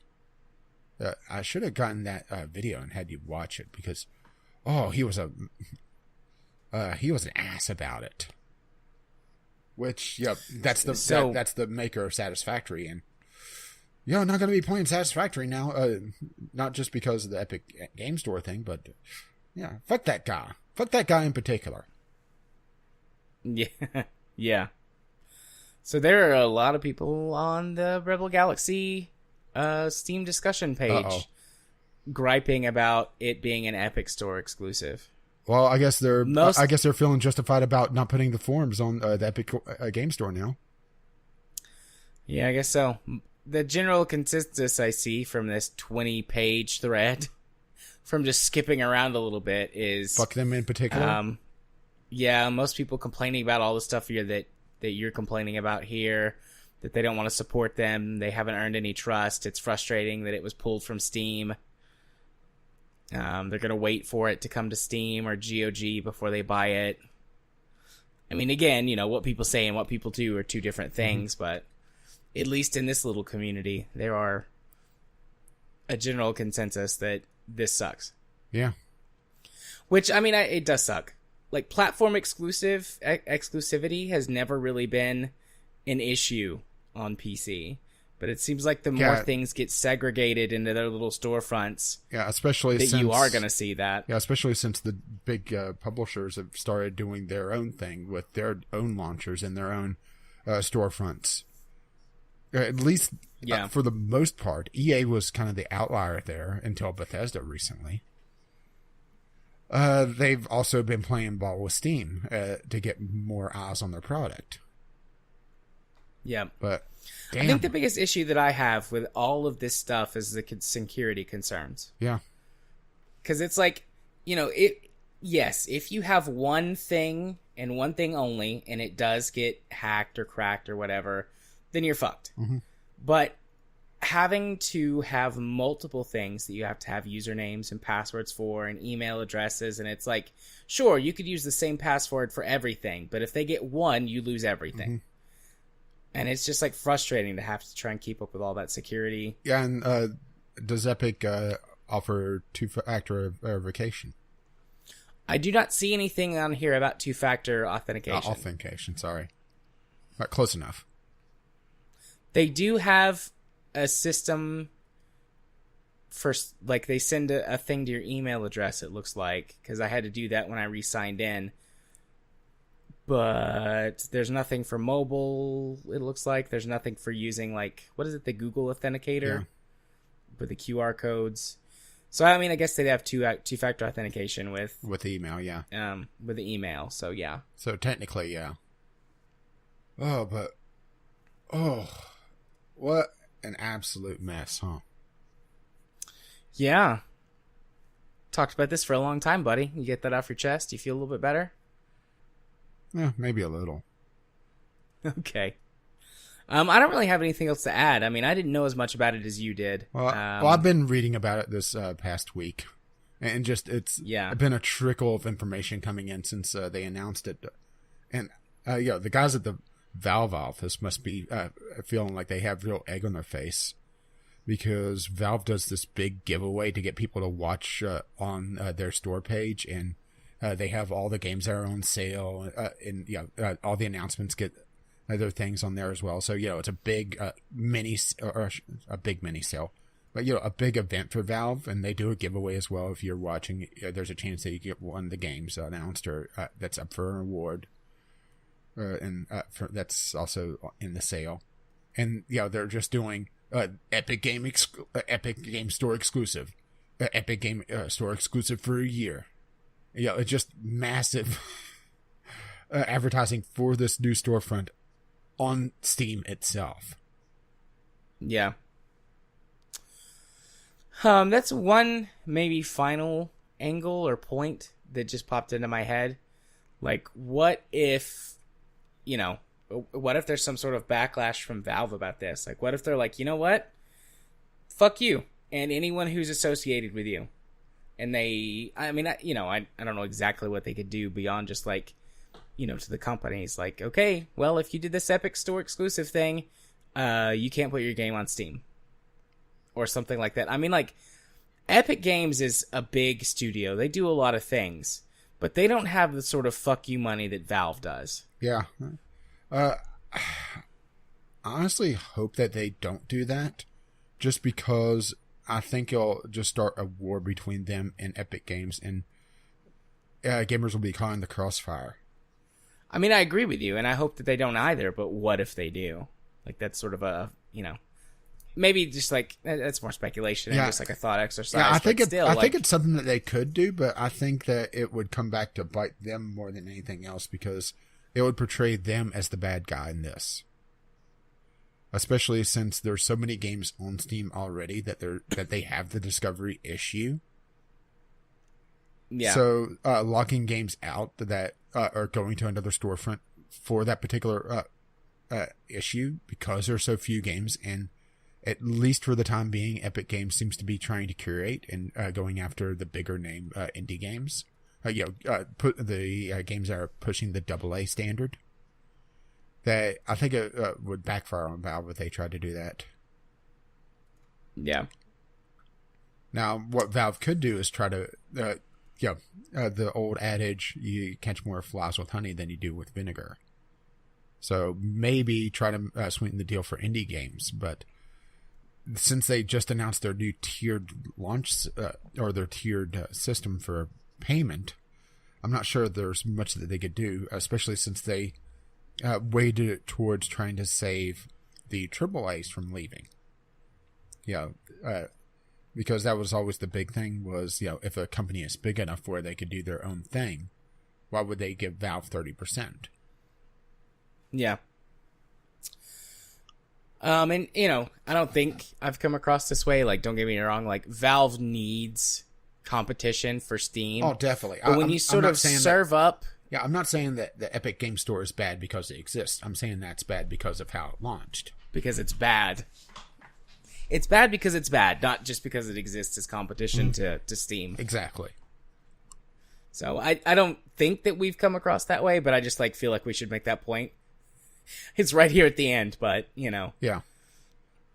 Everyone on here that's a regular listener knows that we have many issues with Valve, but it's Steam's the best we've got, so needs more competition. But if you're going to compete with them, you have to do something that's better, not worse. On pretty much every single front possible, except for how the pay cut is. Yeah. And even then, that's depending on the game engine. So that went on longer than I expected it. Indeed. Let's move on to our next news topic, or a couple of topics, with Bethesda and their continuing failures and issues. The Conga continues. So, Bethesda, last week or 2 weeks ago, whenever it was in the last couple of weeks, finally caved, and we're like, okay, fine. We'll make your canvas bags that you want, and you could which they should have done in the first place. Which they should have done in the first place, but they finally caved and decided to do it. And they were like, just submit proof of your receipt, or, proof of your purchase, if you want a bag, and we'll get it sent to you when they're ready. And part of that was they had to give in some of their, their information for shipping details and stuff. Well, someone discovered that when you do this, you can see everyone else's information who has submitted before you. So, yay, Bethesda. Do you design your websites like you design your game? No. Don't you understand what they're doing here? The sheer brilliance of this? No. Okay. 4D chess me, my good man.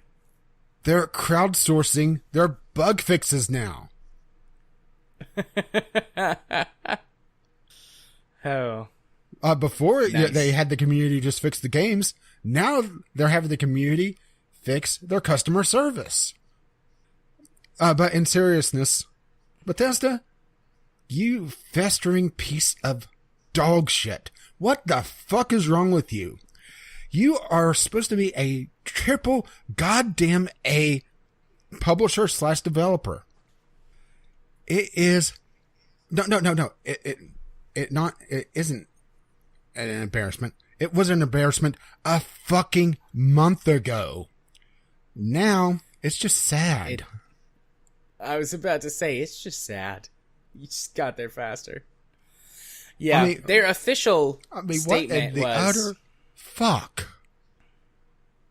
Their official statement was, we experienced an error with our customer support website that allowed some customers to view support tickets submitted by a limited number of other customers also during known as a all of brief them. Exposure window. Yeah, all of them. I mean, it's a limited number in the sense of there's only so many people who wanted their bag and had other issues with there was only support. so many people that were complete rubes to pay $200 for Fallout 76 when it was becoming ever the clearer that it was an absolutely empty, dismal, boring, broken, pile of shit. Well, I could actually kind of understand someone buying the collector's edition, because if they really liked the bag and really liked the helmet, those are more unique items that would be more difficult to have created for you or to find something like it. Maybe. I get that angle, but yeah, the game is garbage, so fuck that shit. Now the real question. If you were forced to play one of the games, Fallout 76 or Red Dead Redemption 2? Red Dead Redemption. Wow. As much as I hate that game, at least it works and has a story. Oh. Actually, is there a third option? Can I just shoot myself? Can I just end it all now? Oh. Ow, I just hit my elbow on my desk. Oh, there's your third option. Oh, just cripple yourself. Accident. It hurt. Yeah, I fucked up my arm. I can't play. Actually, that's not true. I could get the disable controller from Microsoft, whatever that thing's called. The adaptive controller? Disability. Yeah, the adaptive controller from Microsoft for people with disabilities. Or you're just going to call it... disabled controller. Or you're just going to call it the cripple controller. Oh, the CC. The MSCC, the Microsoft Crippled Controller. Coming to a store near you. Christmas 2018. For $149.99. Don't have any arms? Missing some fingers? Well, have we got a product for you? Just step right up. You'll be playing your games again in no time. Wait, step. That's ableist. Well, I'll have you know that this controller is only for people who have problems with their hands and arms. If your feet don't work, you're just fucked for that. I guess you could roll on up in your wheelchair.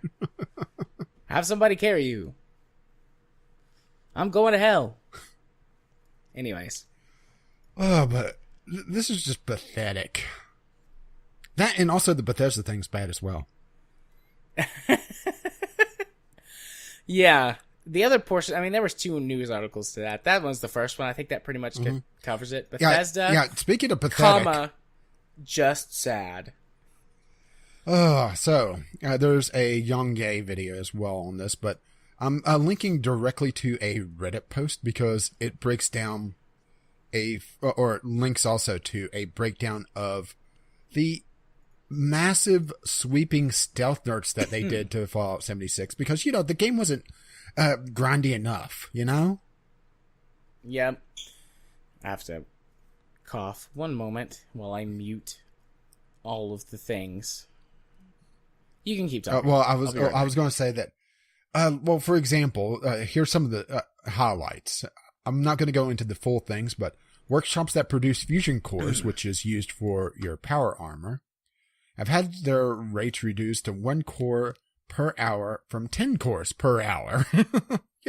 A slight nerf there. Workshops that produce ammo had their production cap reduced from 400 to 200.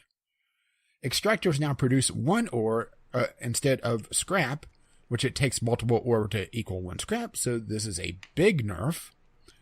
Fusion cores drain quicker. Several exploits removed, which is not a bad thing, but some server hopping exploits have been removed, so you can no longer jump servers to try to obtain items, because it's a open world multiplayer game. If someone went through and looted everything, 5 minutes before you got there, you're fucked. Enemy spawns have been altered drastically. They used to spawn when anybody entered the area, even if other players were already there. It appears that enemies now spawn if, and only if, there are no other players immediately nearby their spawn point. Which can be a double-edged sword, but it also can lead to a point where, enemies just stop spawning because, you just happen to be close by. And carry weight bug that improperly calculates increases from gear, resulting in low encumbrance limits until you unequip gear that boosts your capacity. They introduced a bug. Of course, right? Oh, yeah.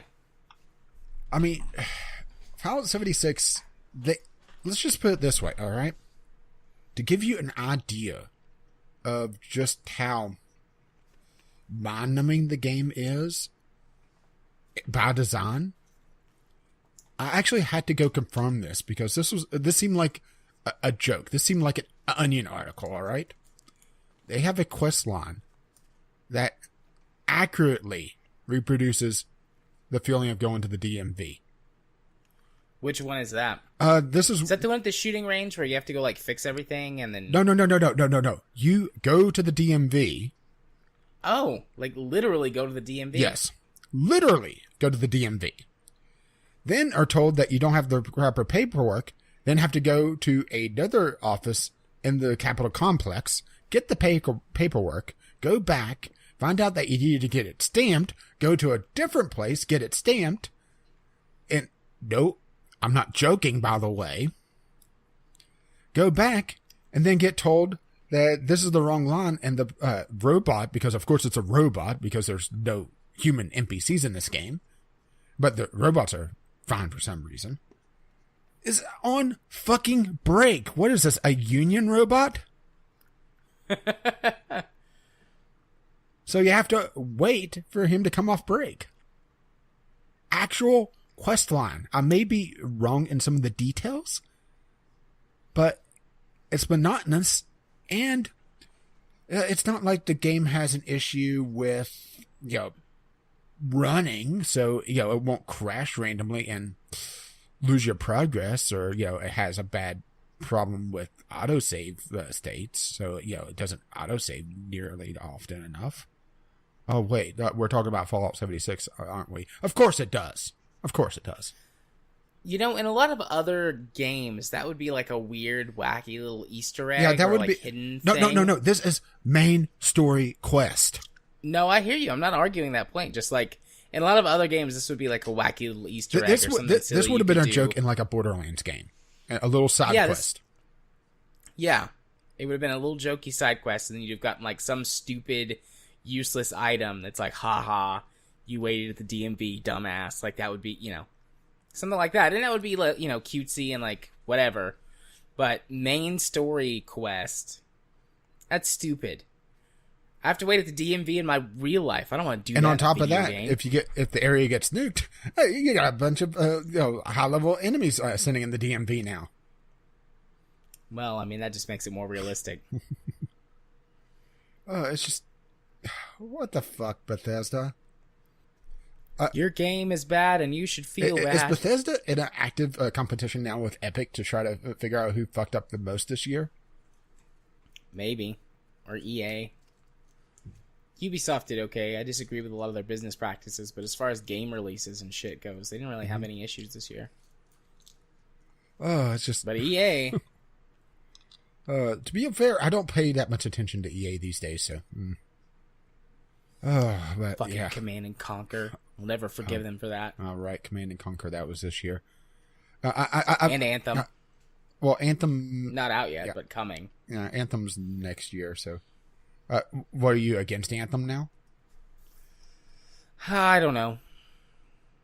I have no hope for that game.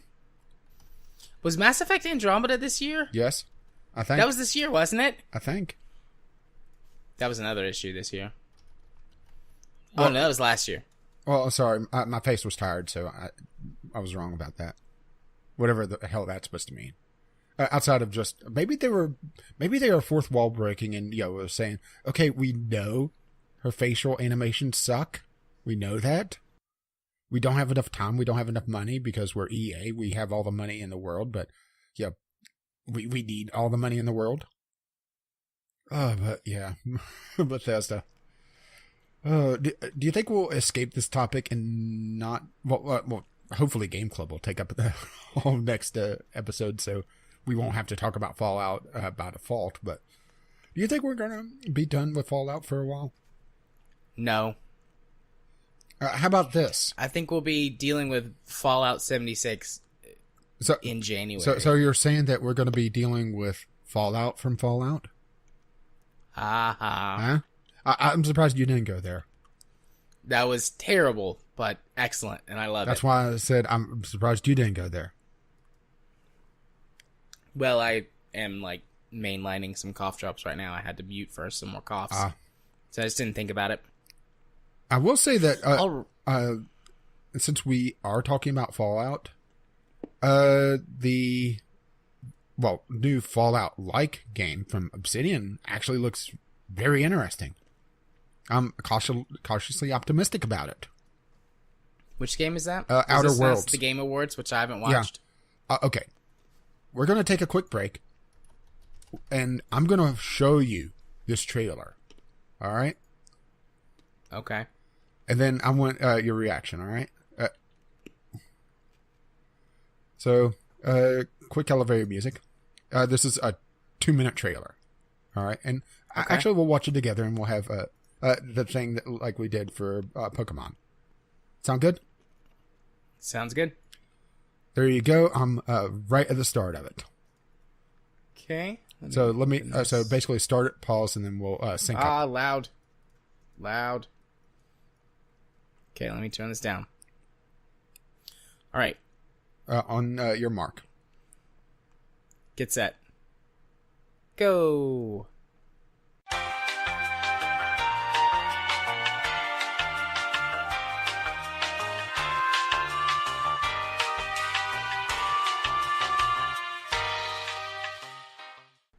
Yeah, I'm in. I'll buy it.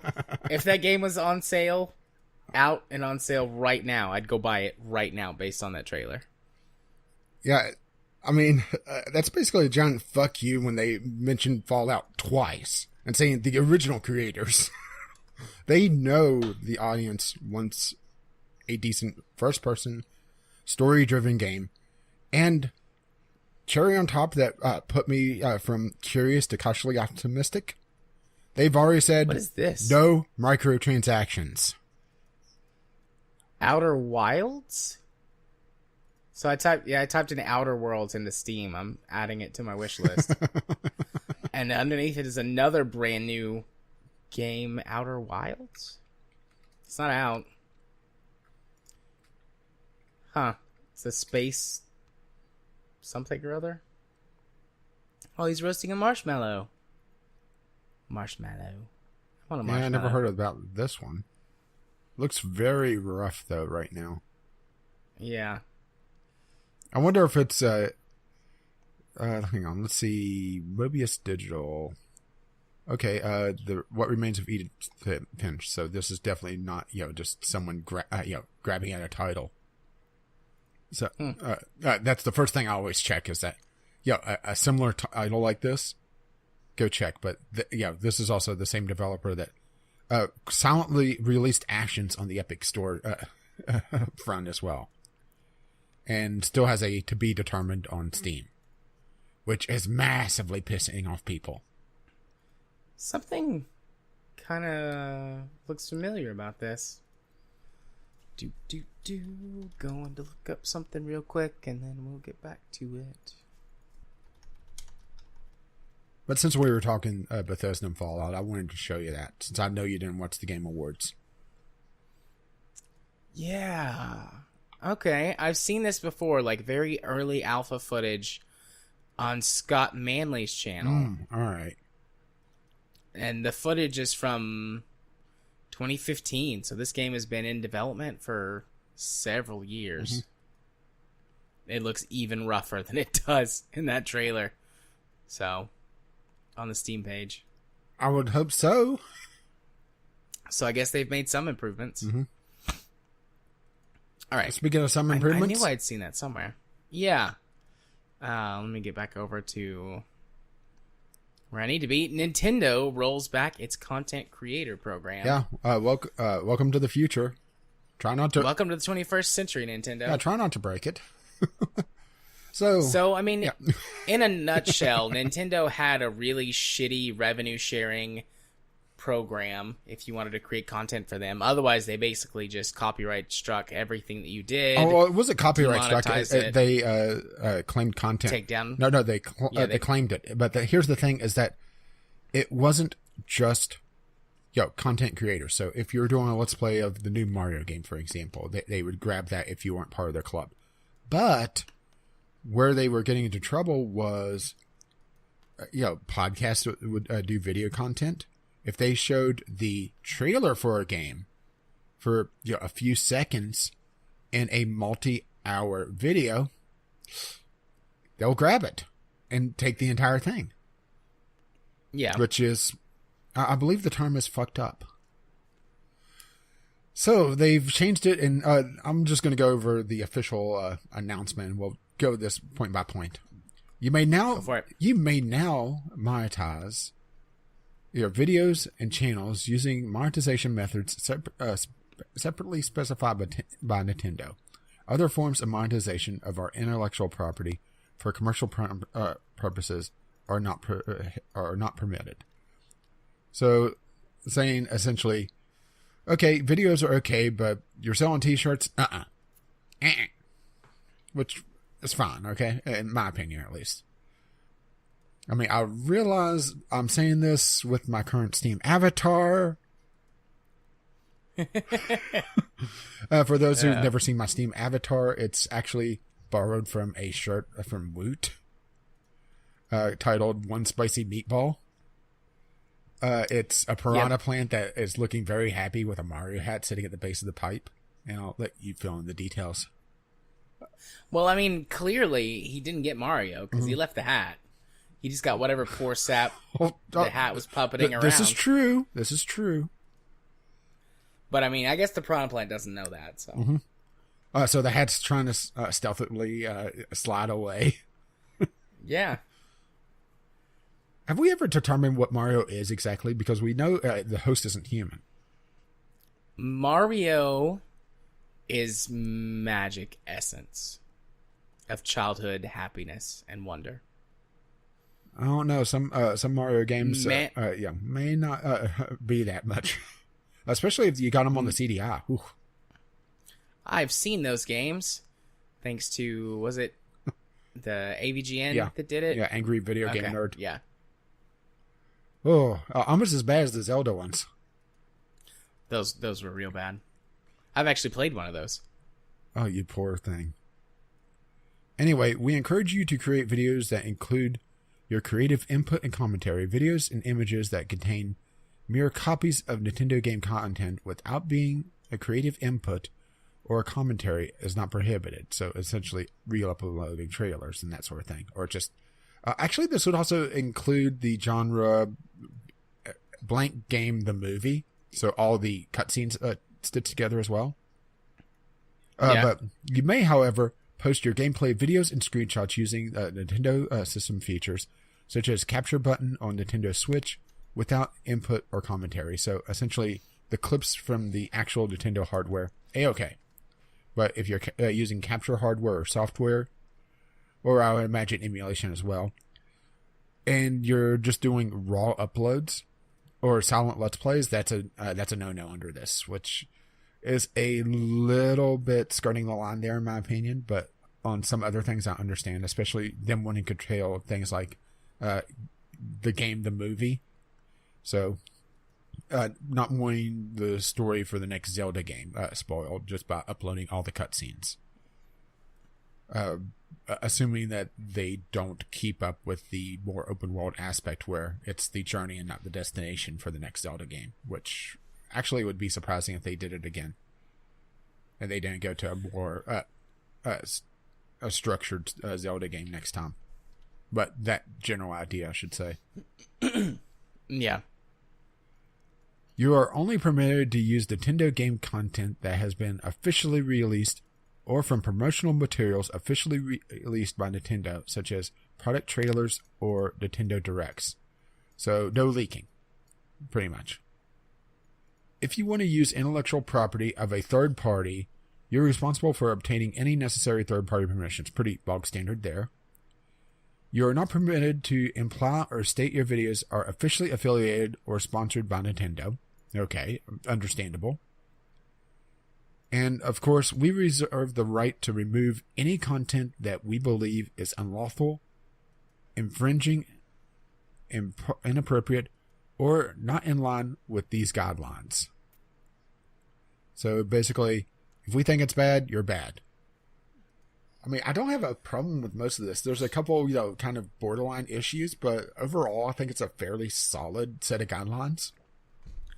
Yeah, I agree. Especially considering coming from the their content creator program where you were giving up a percentage of a percentage. So already, whenever you create a video and you have ad revenue on it, YouTube off the top takes I think it's the standard like 30% or so. It also depends on your channel size, your demographics, that sort of thing. So all the percentages are a little bit variable. Then Nintendo comes in and takes up over half of it. They got the 60 and you got the 40, right? Or am I getting it backwards? I can't remember which was which. But it's still a substantial chunk even if it's 40. Yeah.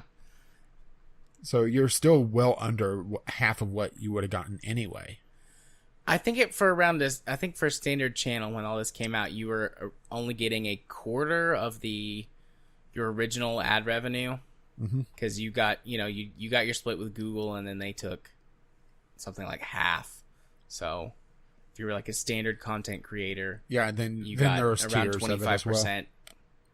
Yeah. So, but yeah, you got around like 25% of what you originally should have been given by the time it was all said and done. So, and it got worse if you were part of an MCN or something like that. Yeah. So, Which is honestly a bit of a old school method now. yeah, there's not very many of those around anymore that I'm aware of, but I think there's still a few that are hanging on.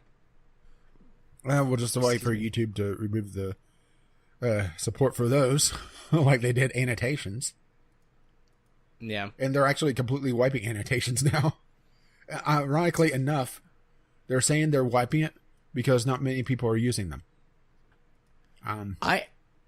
Every channel that I watch uses annotations. No. These aren't the card things.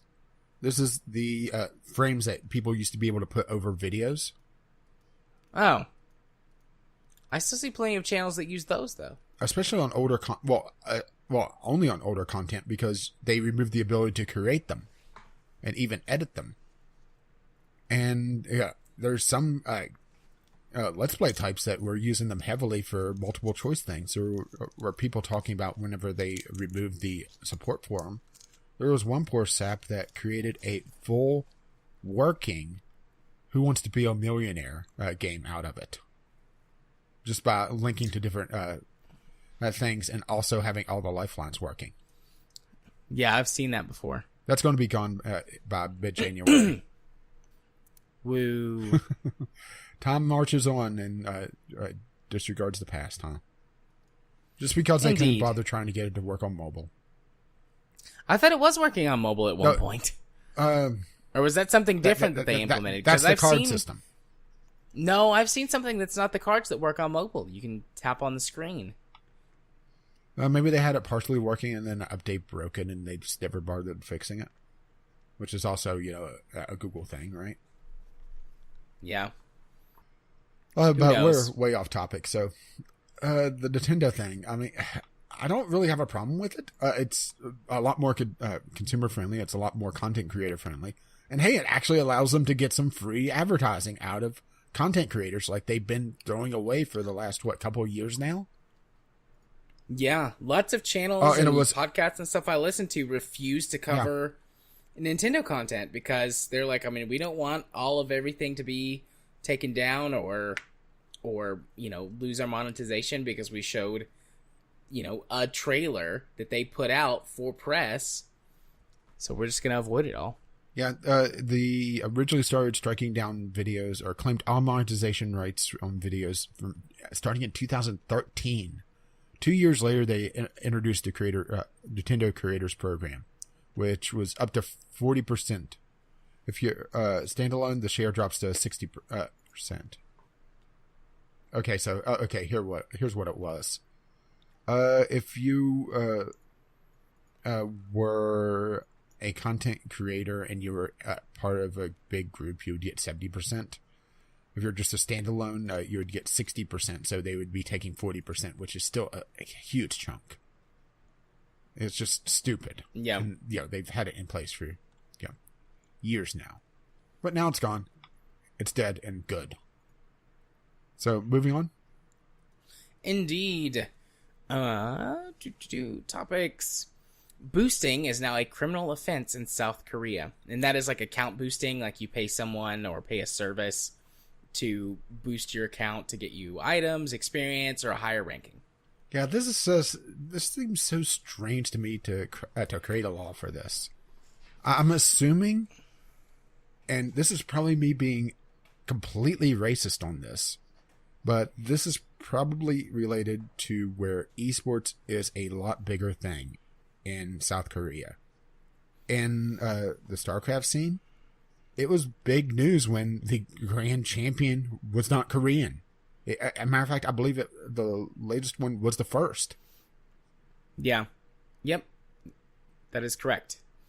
I mean, I don't think that that's necessarily racist. They just have a different cultural... Well, you could never tell these days. I mean, different... Yeah. I mean, I don't think it's racist. And I'm like out of the two of us, I'm the much more PC one. That's a low bar.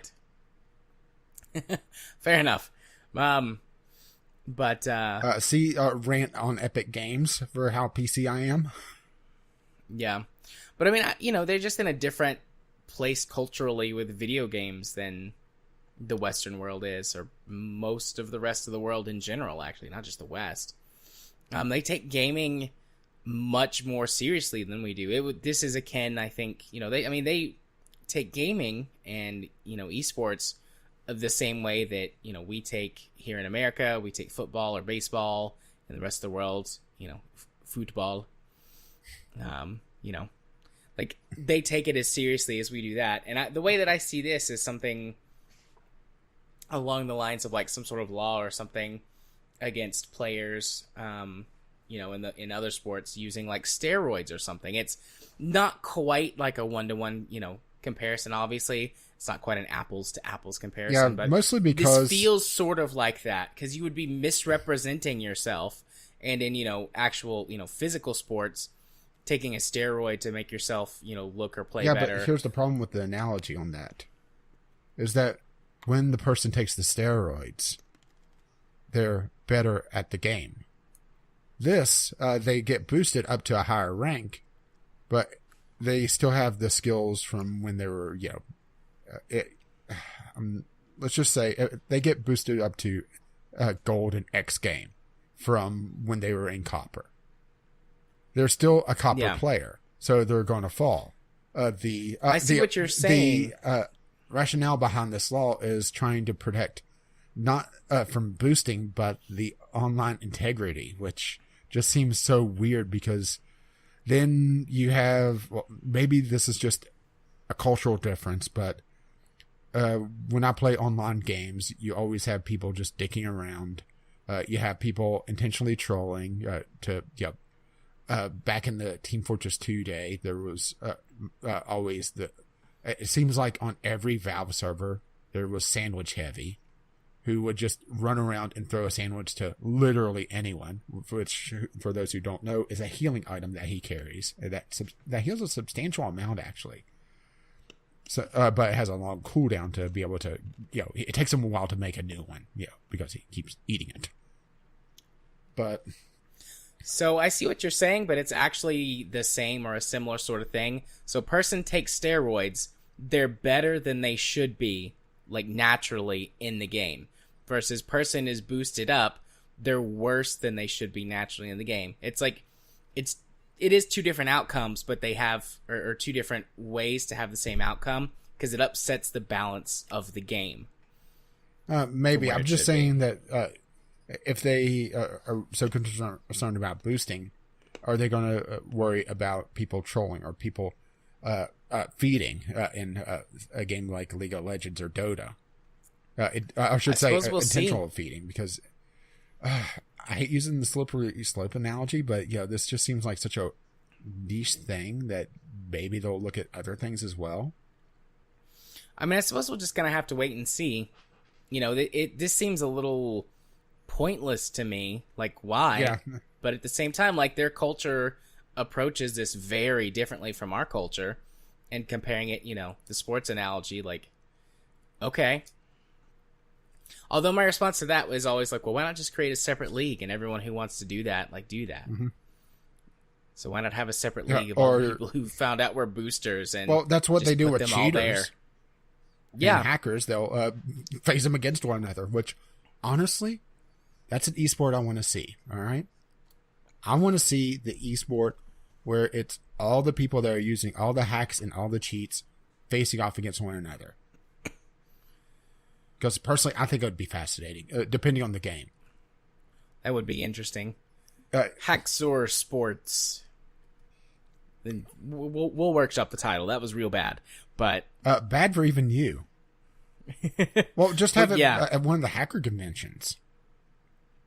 Like DEF CON in Vegas. Yeah, the DEF CON esport. It would be really interesting for, I think, first-person shooters. And be able to have some sort of overlay with what the players are actually seeing, so you can see all the hacks that they're running. See all the wall hacks, all the weird physics hacks that they're running, that sort of thing. Aimbots. See how the aimbots face off against each other. That brings me back to TF2 again. There was always I shouldn't say always. Occasionally you would run to someone that would be running an aimbot. And they would have it set so it was painfully obvious. Probably my favorite one that I would see occasionally.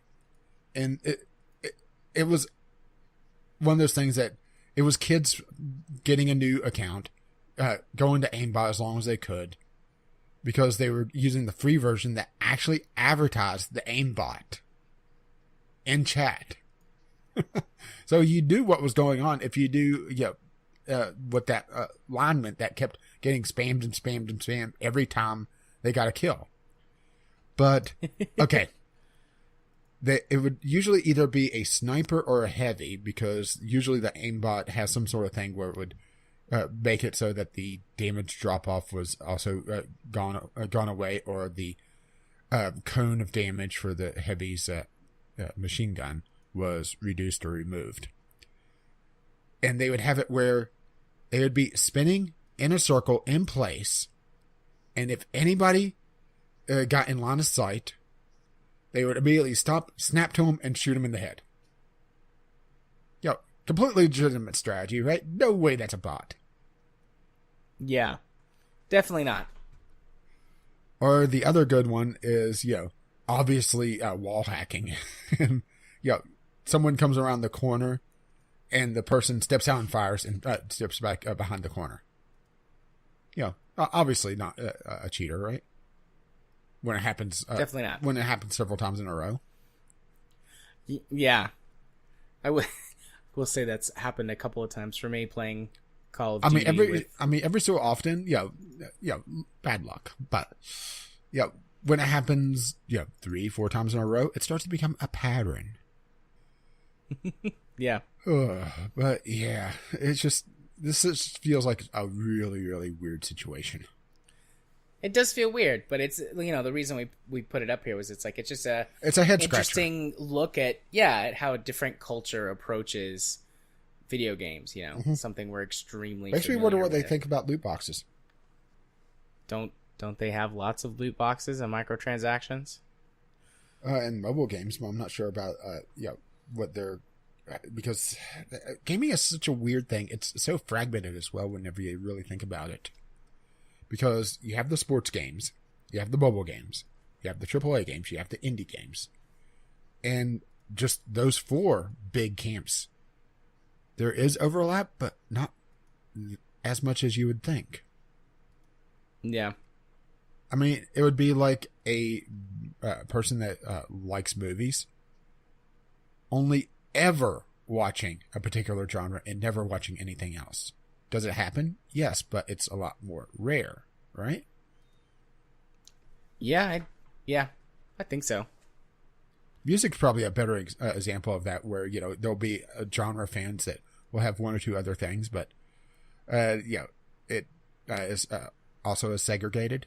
But it's a odd thing for a visual medium that's as big as it is. Yeah, and can have wildly different practices and standards. So, speaking of different standards, indeed, I wasn't going for the segue, but then I realized what was up next and thought, let's go for it. Yeah. So Steam has bugs. There should be a comma there, and issues with adult content again. Yeah. So, in the Christmas episode, the nice list scratch one off, I guess. I guess it depends on what happens this week, because there has been an announcement that one of the developers did say that Friday Valve is going to have a blog post or something addressing this. So don't scratch them out with pencil so we could erase the scratch out just in case. But let's go ahead and talk about the adult games, since I led up to that. Essentially, they're banning lolis, or banning characters that have a questionable age, which also includes high school students. So if your visual novel that has boobies in it, or even hints of boobies, because some of the games that's been removed has been the all ages version, but there's a patch available. If it's set in a high school, out. So you're the professional here, in more than one sense for this. Your thoughts? Well, Feeling conflicted? I mostly don't like. I mostly don't like this. Yeah, yeah. I understand they want the censorship on the face of it. Yeah, I mostly don't like it. I can understand them saying, like, okay, we don't want there to be underage looking people or, children or people with the appearance of being children. Because, lollies appear to be very young in anime. Usually prepubescent. Yeah, and they don't want that. They don't want to have to deal with that. I get that. But otherwise, the rest of it just feels like, yeah. It sounds like Valve's overreacting again, or yeah. Another possibility is that there's some sort of culture clash going in, or a corporate struggle going on within Valve, because Valve has a very odd corporate culture where it's a very flat chain of command. First you have God, then you have Gaben. One and the same, honestly, if we're being honest here. And then it kind of becomes a pretty flat structure when it comes to power, where people could go do their own things and have their own projects. A lot of times it works out well, but then you get infighting between the different groups, and we end up in a situation like this where one group will be banning things or removing things, and the other one will be saying, no, it's perfectly okay, it's perfectly okay. And the left hand doesn't know what the right hand is doing, or actively fighting one another. Right. And then Gaben's in the box gets full again. and then he has to search, what are lolies? Oh, let's be honest, Gaben knows, right? Oh, yeah, he definitely knows. But, yeah, I mean, I suppose this is another thing. Like, we'll see how it develops over the next, however many days or weeks, as there continues to be sort of this back and forth, like, backlash and struggle and whatnot. Yeah, and also some visual novels particularly are postponing their releases on Steam just to see, what the hell. What I want to know is how this affects certain games. Like, for example, If My Heart Had Wings is, a story about people that are all high school aged, or is it college aged? No, it's high school. Yeah, so they're all high school aged. Like, what do you do with that? Like, by default, there's not nudity in that game, is there? Like, you have to get the uncensored patch, right? Actually, for If My Heart Had Wings, there's not even an official adult patch for the English version. You have to. Okay. You have to do a lot of jumping through hoops to get it to work. Obviously, I did because I know about it. Yeah, but this is also an outlier as well, because usually when you have games talking about the lollies are being heavily sexualized, it's usually smut. Let's be perfectly honest, porn. But in games where it's If My Heart Had Wings, for as a good example, since we both did it in the game club, the sex scenes have a lot of content for the plot in particular, and not just plot in the nudge nudge and wink wink area, but it's a character development. It's two people confiding in one another and then boning. Wink.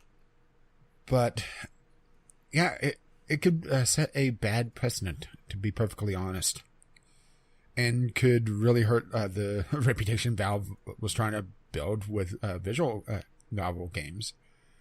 Where is the line then? Because before it was any sexuality. Okay, fine, you could have an adult patch. Okay, no, you can't have an adult patch, you're gone.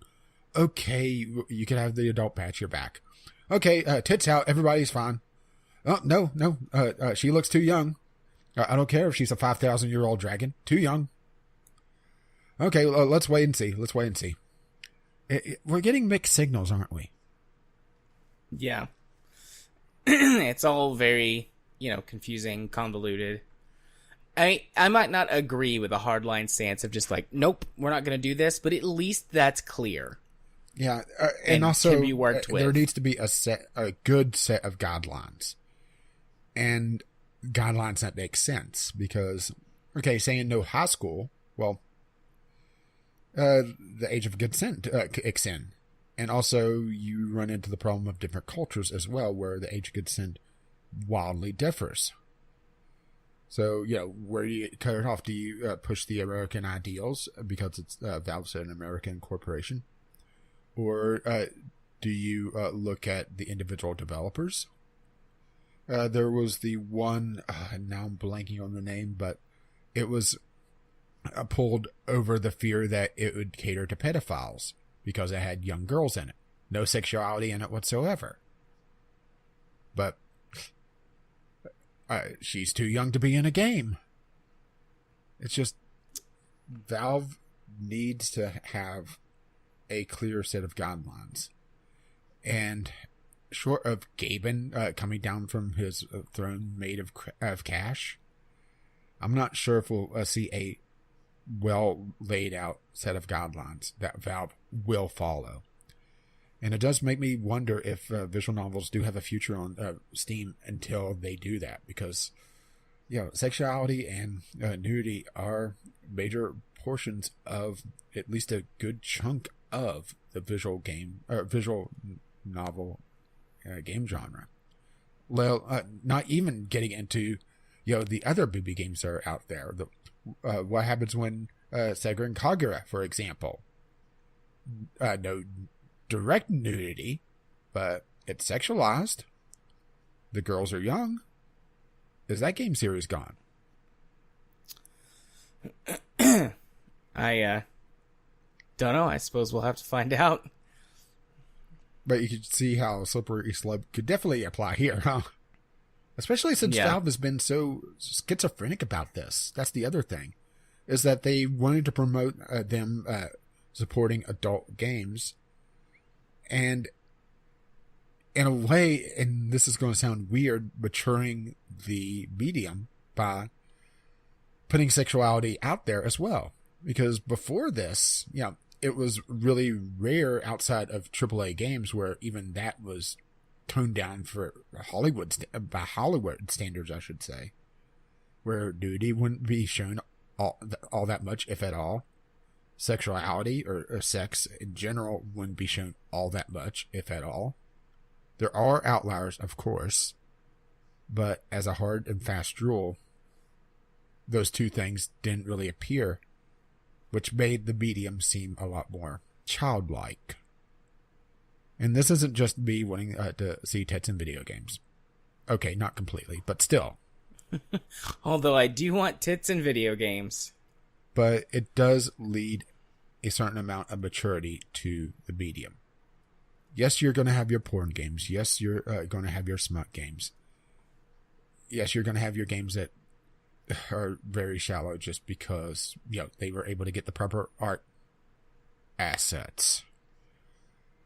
But it also allows to have a deeper meaning to their games, and it allows game developers to be able to paint with broader strokes. It allows them to have more say in their stories. And that's what I'm really saying, is that the adult video games allow video games to become more, adult. More mature. In every way in which that implies. Wink. Wink, wink. I got my rant on Alrighty. there, didn't I? Yeah. Giving your what's the other thing? I guess that's making up for you having to carry games we played. I mean, you certainly talked plenty this episode in other aspects too, or in other places too, and you did the whole game thing. Okay. Well, there was the or the Epic game. No. I was going to say there was also them messing around with the search algorithms and completely breaking them. Good job breaking it, hero. What, I can't quote Portal for Valve fucking up their search? No, that's good. Very meta. Considering there was the big thing about Portal as well this week, I didn't put it on the docket because it was just an Easter egg. Or did you see that? A little rabbit trail. No, I didn't see that. Okay, CSGO went free to play. All right. Oh, yeah, the Battle Royale thing. That's right. And the Battle Royale, which the Battle Royale is actually pretty small by Battle Royale standards, but it makes sense because they don't want to rebuild the entire net code and everything. There's a hidden room that people are able to figure out by using black magic fuckery. That this particular sound that's coming out of a radio says this is a triumph. And people are going absolutely ape shit, thinking this was some sort of ARG announcing Portal 3. And they had to actually come out and say, no, just an Easter egg, we're not doing Portal 3. Maybe they should, because Artifact is burning and crashing. Oh, Artifact. That pot of whales is not staying around. But that's not on the docket. No, it's not. Even though Artifact, the credit card trading game, is an interesting experiment that's failing. But anyway.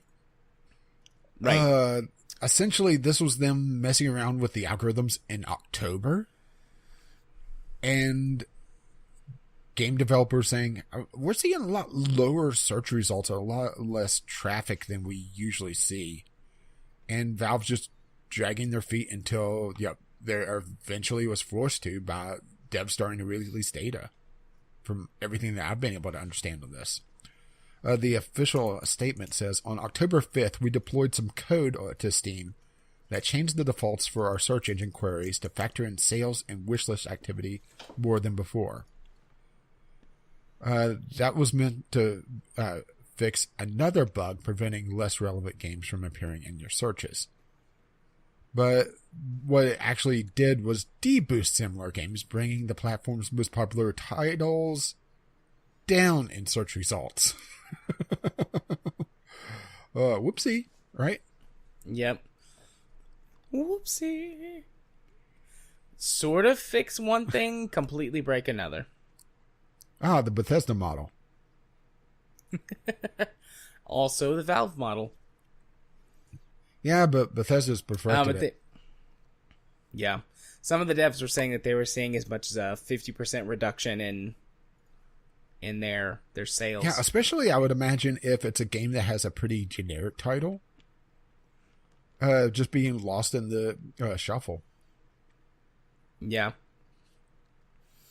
That seems pretty amazing to me, though, how much the algorithm can drive traffic.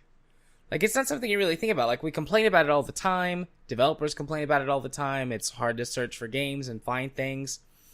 But, I mean, it's driving, obviously, shitloads of traffic and sales. Just don't really think about it that much. How some small or seemingly small changes to the way it works can significantly reduce or increase revenue for a number of games. Well, I think it possibly not us, not the enthusiast level. All right. What I think their loss to sales was for the more casual gamer. So, two kids hanging out in the schoolyard. Do kids hang out in the schoolyard still? I don't know. My kid is too young for that. I mean, he goes to school. But anyway, they're talking about whatever game. Yeah, whatever Battle Royale game's big right now. Or whatever next flavor comes up. And they say, well, it's this game that's really cool, and they either mishear or only catch part of the title. So they search either the misspelled title or part of it, and the actual game is further down the list, but they find something else that's kind of neat and go for that instead. Or they just can't find the game in general. For someone that knows exactly what game you're looking for, I don't think this was going to be as big an issue. So it's one of those things where we're kind of the worst people to talk about this because, for one, we end up just either buying or getting review codes for a lot of things, and we have a massive library. So outside of sales, we don't really buy a lot of games, right? Yeah, not really. Every once in a while, but... And also, we usually know exactly what we want. So if we're looking for, a particular game, we'll be able to, if we can't find it, but we know exactly what it is, we start searching on Google to find it instead. But for someone that's more casual and wants, there was this really cool first-person shooter I heard about. It was something Duty, or something like that. And they start searching that, they may find something else. Hero's Duty from Wreck-It Ralph. Yeah, and then they start losing themselves in Rule 34. Wink. But yeah, I think we're just the wrong people to see the problem on this, just because the algorithm is leaning more towards the more casual player. And I don't mean casual in a dismissive, fucking casuals. I mean them as, casual.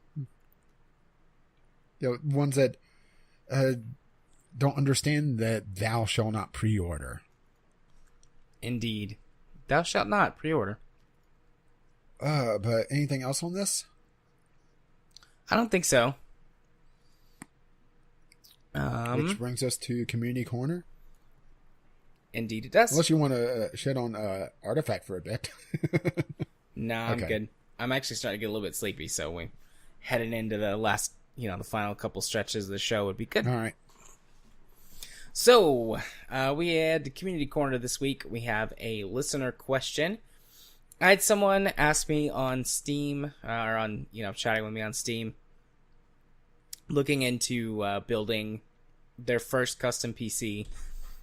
Not a lot of money, or, smaller budget, I guess, is the more appropriate way to say that. And they were asking me about buying graphics cards if they came out of a crypto mining rig, because I'm our, I guess, amateur or hobbyist level crypto miner. And I thought that would be a good question to answer, because, what really, goes into the life of a graphics card, and how bad can crypto mining be Pain for and it? misery. So I know some stuff. And I know some stuff from what I Definitely do myself. And then I did a little bit of research. Some of this, there's a lot of people who say basically both sides of this. So this is one of those things that it might be your mileage may vary. It might depend on the card, how good the batch of all the materials was when they were created. But I think based on, a combination of experience and then some research, this is probably a pretty decent rule of thumb, or sort of a decent sort of basic guide to what to do. So when it comes to picking up cards that for a fact, or have pretty good suspicion they were in someone's mining rig, a couple of things to consider. Almost certainly you're going to need to replace the fan on that card. It's the only mechanical part. All the rest of it, just heat and, electric current. Yeah, but the fan itself... Well, I was going to say, and the reason being that on modern cards, when they're not under load, the fan is either spinning very slowly or not at all. Right. And in crypto mining, either, if they just leave it by default, the fan is going to be spinning all the time anyways. But typically crypto miners will set the fans to spin at 100% all the time, just to help keep heat down anyways.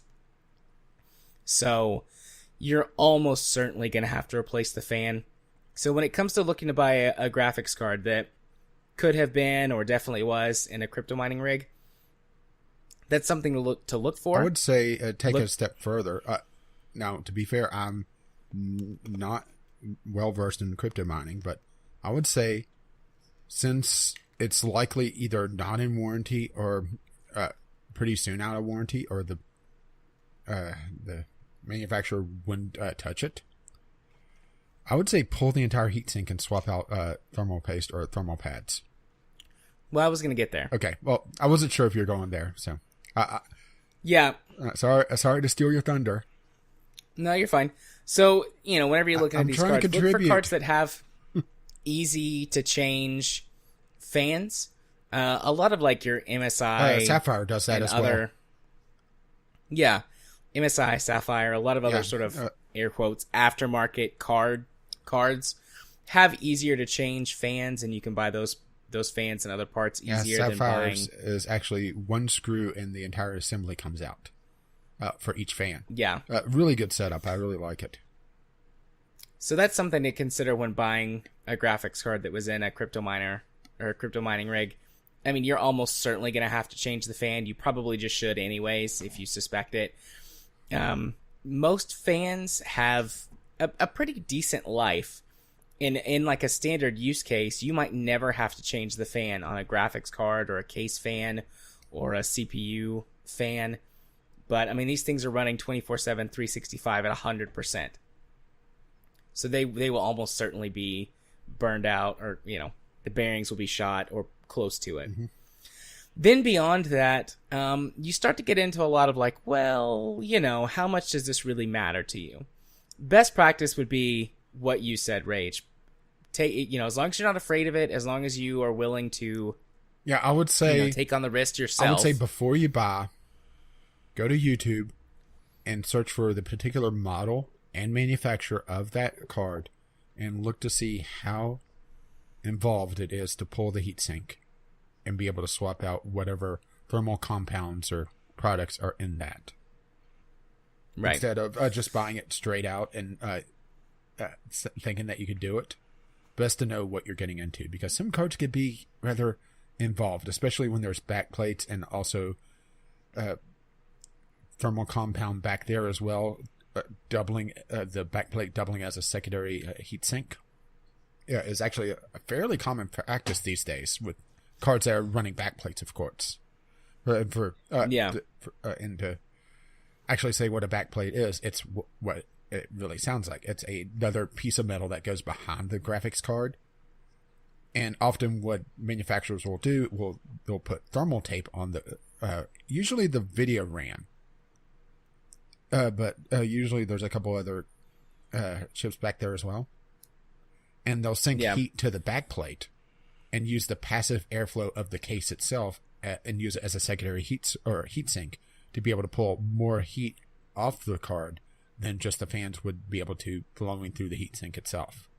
And it's really useful for cards that have a very complex heatsink, so it could get clogged with dust. GPUs are really sad looking when you take them apart, because, I mean, they're basically just a small board and chipset. Yeah, and a giant shell. There's so much, they just do so much work, and there's so much current going through them, they generate so much heat. All of the stuff that makes a GPU look big and cool is all there just to pull heat away from the chipset. But anyways, best practice would be to take it apart, replace the thermal compound, put it back together, and use it then. You don't necessarily have to do that, but you could run up against thermal throttling and things if the compound is essentially, used up. I mean, it doesn't go away. It's not like, but it can lose its effectiveness over time. So replace that. But something that you don't really have to worry about the GPU itself in general, like the actual chipset and the board and things going bad. That very rarely happens. Capacitors. Something that the mining community does is they will undervolt their cards. You get a more bang for your buck that way in terms of reducing power consumption and heat versus how much output you still get from the card. I mean, obviously, if you undervolt it, you're not getting its full potential, but in doing so, the savings are better than the loss that you get from not running the cards at maximum capacity. So that does help extend the life of the card. Also, when it comes to capacitors and things, when they're at full charge, this is something there's a little bit of disagreement about, but when they're consistently being used as opposed to being sort of the stop-start of what a GPU does under a gaming load or whatever, it will not extend their life, but they don't undergo quite as much, of the extreme up and down. I wasn't thinking the load, I was thinking the heat. Right. Well, I mean, anyone who's actually got a well put together set up mining rig, I mean, it's going to be hot, but you're not going to be running them too hot. Like, you're not going to be running them beyond their heat capacity. Yeah, all but the that's time. the thing, is that these cards, as much of the design work that they do to be able to sink the heat and get it away, they're not designed for 24/7 use. They're designed for a few hours or maybe 12 hours. I'm actually not sure of the strict design specifications, but they're not designed to do this.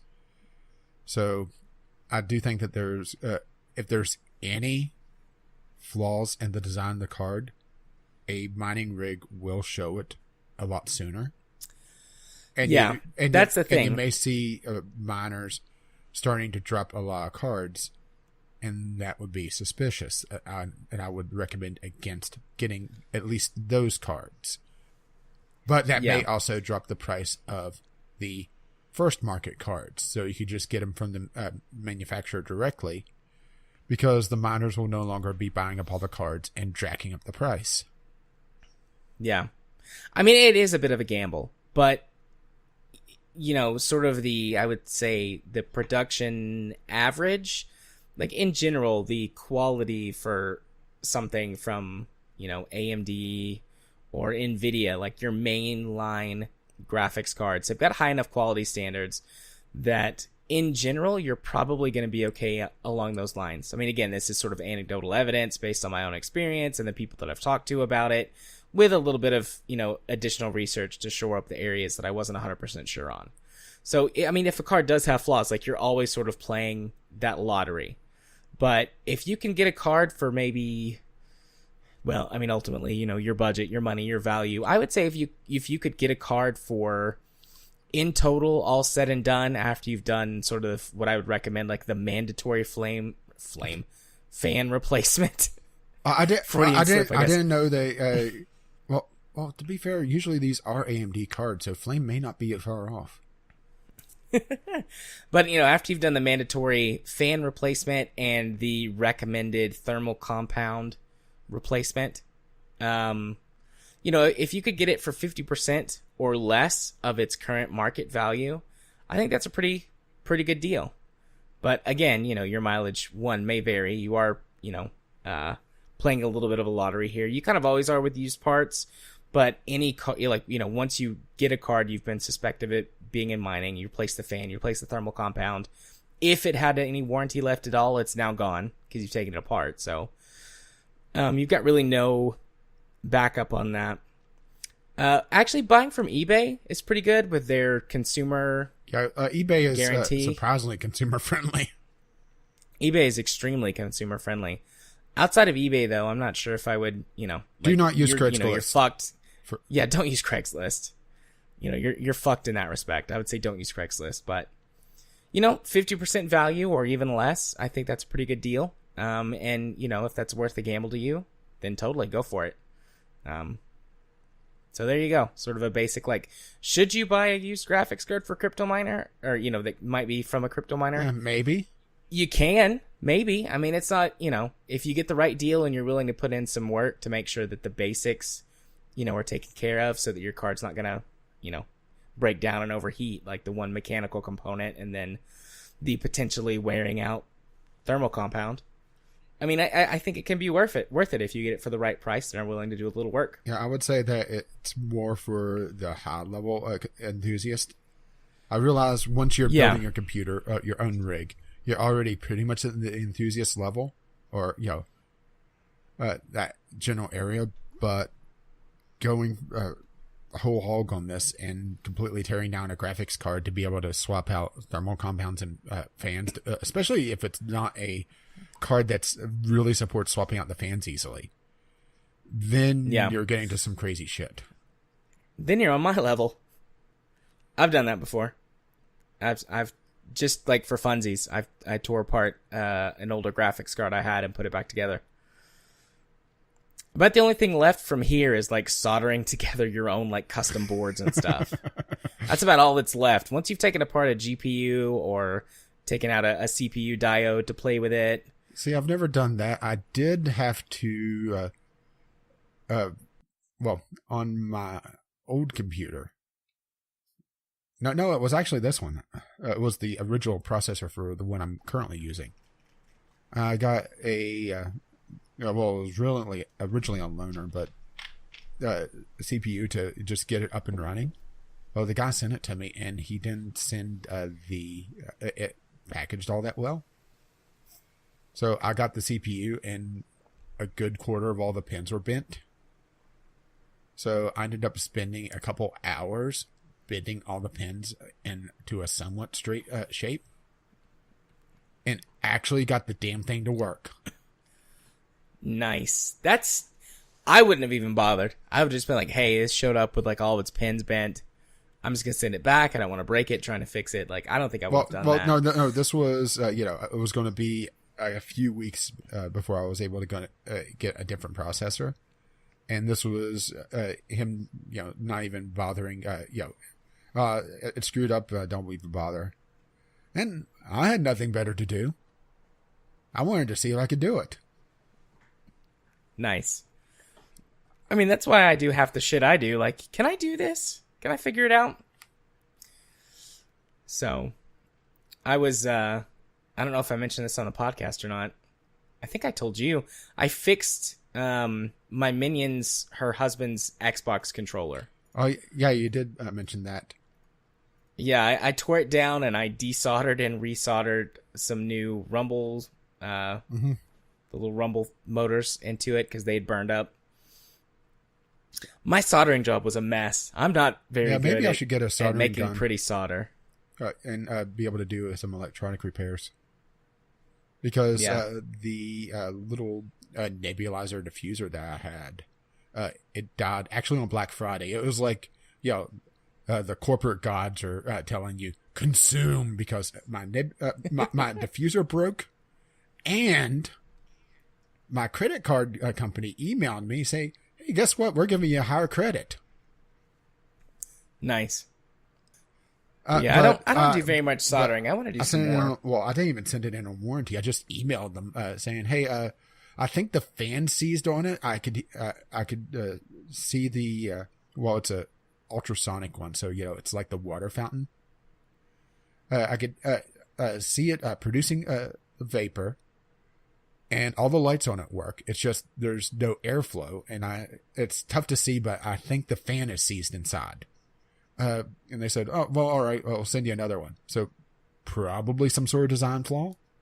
So once I got the new one, and they said they didn't say they wanted the old one, I pulled the sucker apart, and it's actually a modular part. So I'm probably going to end up getting a different fan for it and see if I could fix it. It's basically a CPU fan, a little, didn't measure it, but it's a little like case fan. Really surprised me. I was expecting, it being just a fan on a motor or something. That's cool. So I am getting into my electronic repairs. Yay. I mean, I'm not buying phones for $20 yet, but yeah. I still haven't successfully replaced the phone screen. I really fucked up that iPhone screen when I went to replace it. Well, to be fair, but, I mean, I didn't know to be fair, Apple, there's a YouTuber I follow that he does Apple repair stuff. And the entire time he's just cursing Apple for how they do their design work. Yeah. I mean, it was another one of those like, well, I'll buy this and see if I can do it. Why not? I was like, but after I bought the screen replacement, I was maybe $35 in on the phone. And I took the screen off, and the home button on at least the iPhone 5, probably all of them, has got like a little mechanism in it. And whenever you go to pull the screen off, if you don't have the right tool to put in the mechanism, the button like comes apart into multiple pieces. And it's just, I just was like, no, I'm not going to try and put this back together. Fuck it. The home button exploded like a zit. Kind of, yeah. So I just like threw it away. I was like, fuck it. Someone might fix this, but I'm not going to go through the effort of, I was mad at it, so I threw it away. Yeah, I still need to replace the battery in mine, and I just looked at the process and thought, there's a very high possibility of me screwing this up because it involves a heat gun or hair dryer and latching onto it with a suction cup and pulling. Oh, I've got one of those little suction cups. I mean, I've got the full set of tools to take a phone apart, put it back together. Yeah, but this is my only phone. This isn't one I bought for $20. I got my little spudger, and I got my teeny tiny screwdrivers, and I got I have a set of suction I have cup. a set of precision screwdrivers. When I got my screwdriver set, I decided to spend another $5 and got the big screwdriver set. So I got hex screwdrivers. I got the cheapo set of precision screwdrivers. You got the ones for the torque screws. I got those. The ones that are shaped like triangles. Yeah, I think I got those. I don't know what those are called. Security screws. Yeah, I've got. It actually has hole punches in it for like leather or something that I used to help my neighbor unclog her vacuum. Yeah, because these she are like had special a hairball in her vacuum that was the size of a cat. Pretty sure she didn't own a cat, or at least anymore. But yeah, these are very tiny screwdrivers, very very tiny.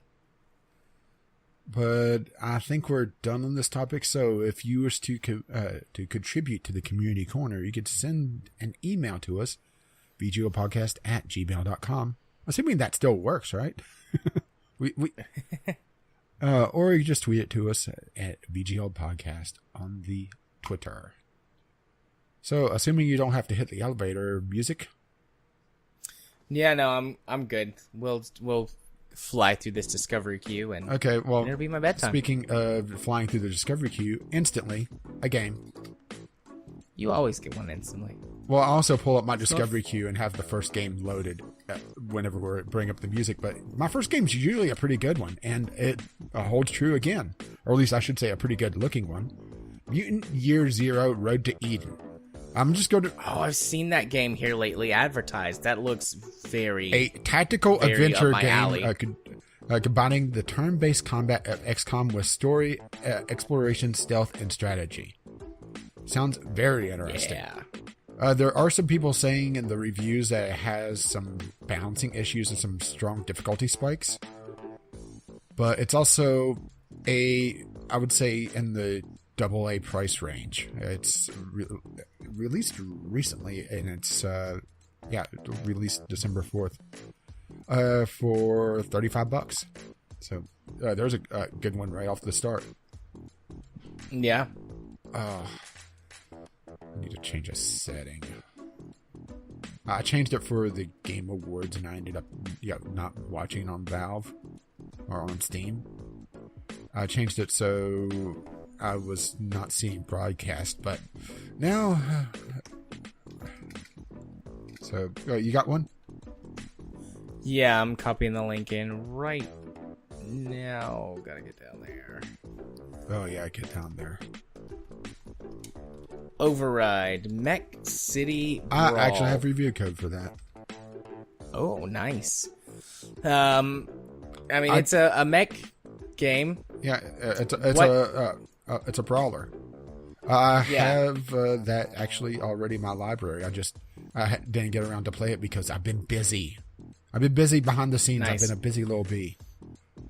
But, this looks like a fun, sort of wacky, bright, and colorful mech brawler. Yeah, I think the problem is going to be community because it's multiplayer focused. Yeah. The one thing that I saw, like, when I was reading through it that made me go, huh, well, that sounds like it'll be both horrible and awesome at the same time. It has 4-player co-op where each player controls one part of a mech. So depending on how that works out, it's probably going to be hilarious and also probably horrible in some way. But, yeah, this looks cool. Yeah, I never got around to playing that. I really should. But here's another game for me. This is actually my second on the queue. Edge of Eternity. Early access game, so, your mileage may vary on this one. But it actually looks fairly pretty already, so, they definitely have a good graphic style on this. It looks very Final Fantasy-ish, doesn't it? And I haven't pulled it up not yet. just on the generic JRPG, but I'm talking about just in general in the world design. Edge of Eternity. Opening. Oh yeah, that's very JRPG. Well, like right away. well, not just JRPG, but particularly I would say like Final Fantasy 13-ish. Yeah. Or even Final Fantasy 10-ish with some of the world design. It's only $18. Yeah. Oh. I'll have to think about that for later. I have to think about it for later. Yeah, and this is part of a larger franchise, I think. Oh, no, it's... I'm trying to figure that out. No, but wage epic turn-based battles as you follow Darian and Celine on their quest to find a cure to the all-consuming corrosion in this grand tale of hope and sacrifice. But yeah, very pretty looking. I'm not sure what the completion on this is. Let me just quickly look at this. Looks like they're focusing on a small portion of the game world. So essentially Divinity model where they're polishing the first area, I would assume, and building up from there, which is a double-edged sword if you pardon the turn of phrase there, since the main guy has, generic JRPG big-ass sword. Where the original Divinity, the first area was very highly polished, very tight, and then the further you got in the game, the more it was obvious that it didn't have as much, love to it. But it looks like they're focusing on expanding it, let's see. They'll change the price on as it goes through early access, so you may want to jump on it if this is your jam right now. Yeah, I'll have to think about it, but would definitely be all about that, I think. Wow. Full release out of early access sometime in 2020. So long term. Well, pros and cons. I mean, I guess they're, admitting it right off the bat instead of dragging I just hope it out. that they're not planning on early access funding at all, Because that's also been a problem with early access games where they focus solely on getting the funding through the early access program to fund the actual development of the game. But if it doesn't take off right away or it gets a good start and then drops off, they're screwed. So you got another one? Yeah. I got Battlefleet Gothic Armada 2. Did you like the first Battlefleet Gothic Armada game? Well, then you'll probably like this one. So, I got another one. I got Beholder 2, which is the sequel to Beholder, which is... it's a game I didn't really care for, but I understand why people would like it.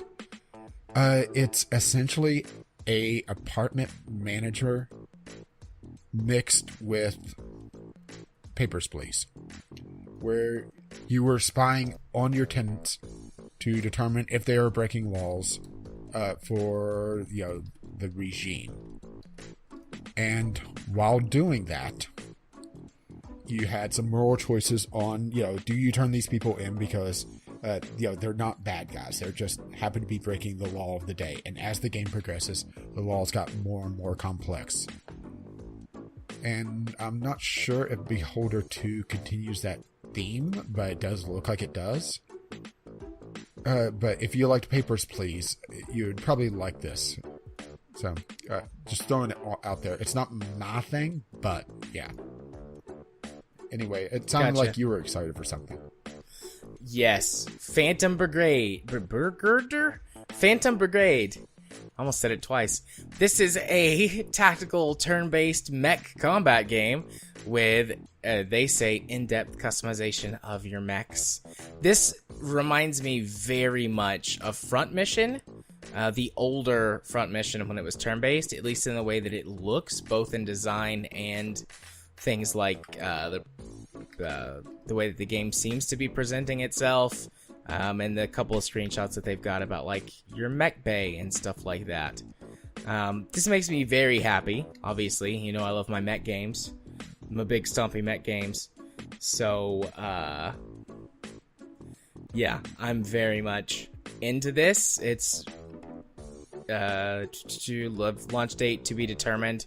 So, I'm going to keep my eyes on this one. I'm always up for a good turn-based strategy game with mechs involved. So, Okay, so yay, mechs. Then that was the last game in my queue, so that was a good one to go out on. I had 3, so it's all I on still you, have buddy. 8 remaining in my queue, including the one I'm pasting in now.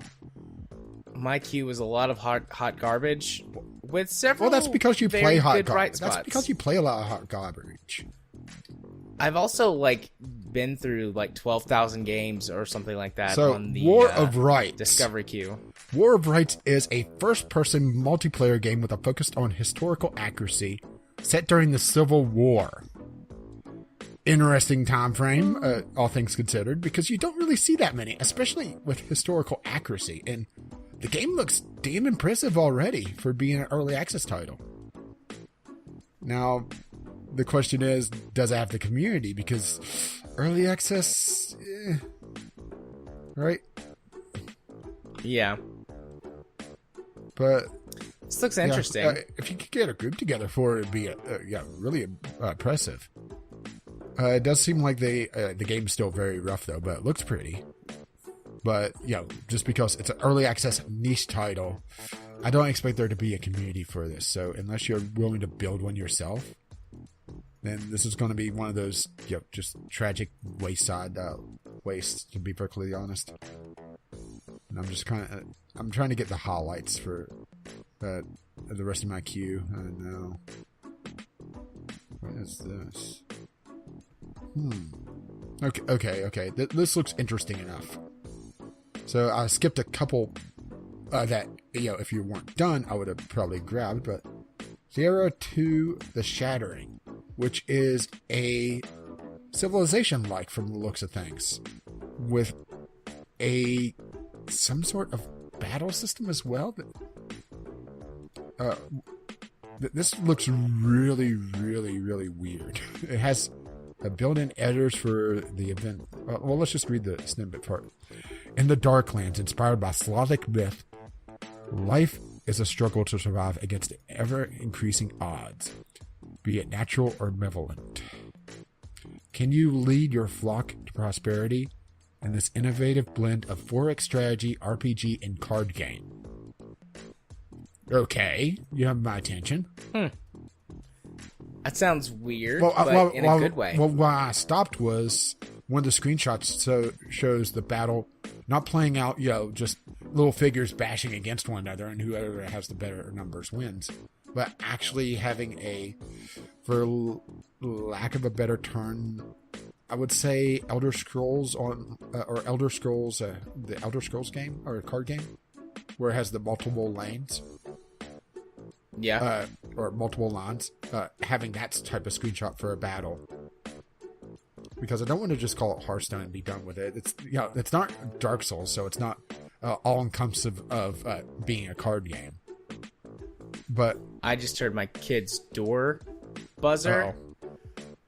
So I'm gonna go check on him because when they got home, he was asleep and he went straight to his bed asleep.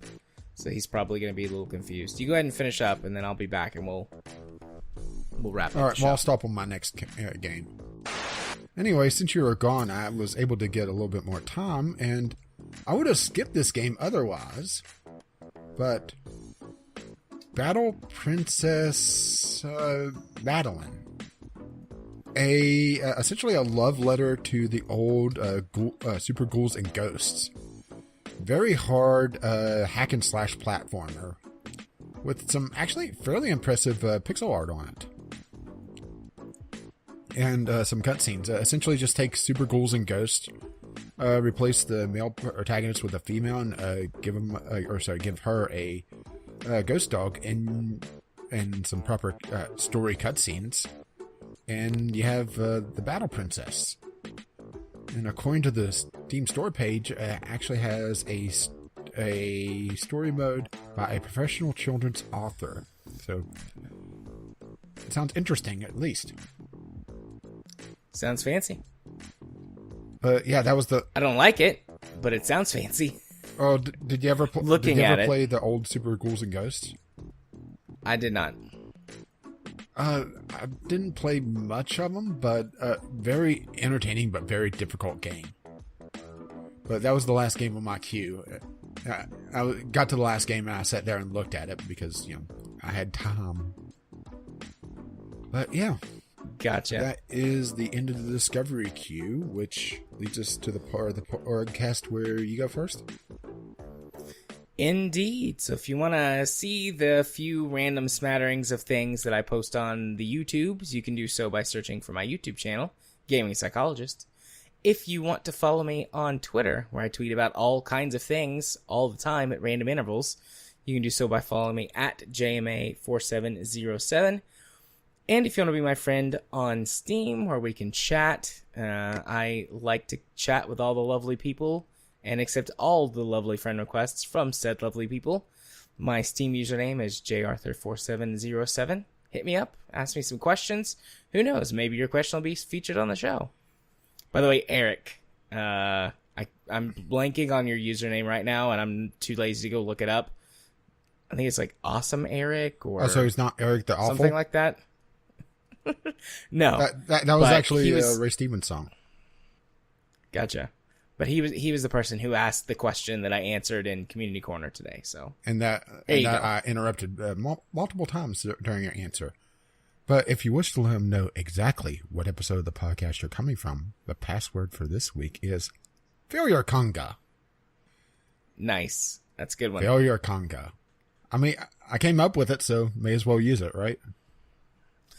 I wonder what happens if I... So I wonder what happens if I Giphy that on Steam Chat. You've been enjoying that way too much. It is... So, Steam Chat has, for listeners who didn't know, which I assume most of you don't, because we didn't know until like 2 weeks ago. Yeah, when you randomly found it. Has got several slash features. You can do like a coin flip, do a random number generator, a few other things. My favorite one is you type /Giphy, Giphy, and then a word or series of words after that. It will send a random GIF to whoever it is that you're chatting with. So let's do /Giphy failure Conga. Hey, it's Bethesda. Yeah. Is that Todd Howard?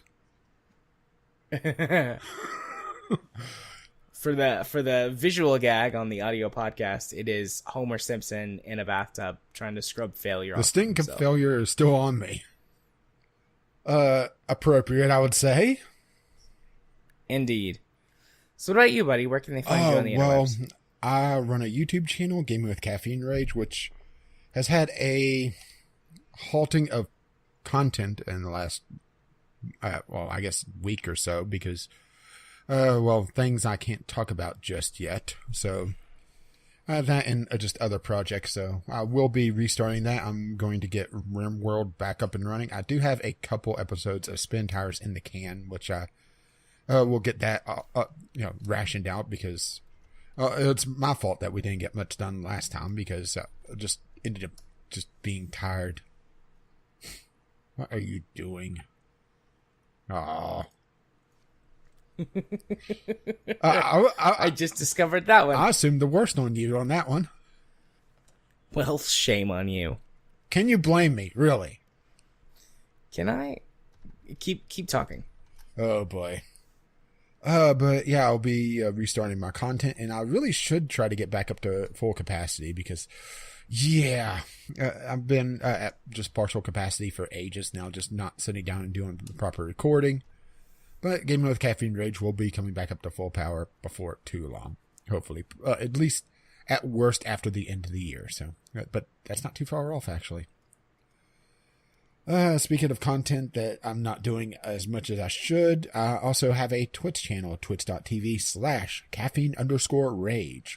That's not caffeine, the word underscore in rage. That's caffeine, the mark underscore, and then rage. Just want to make that clear.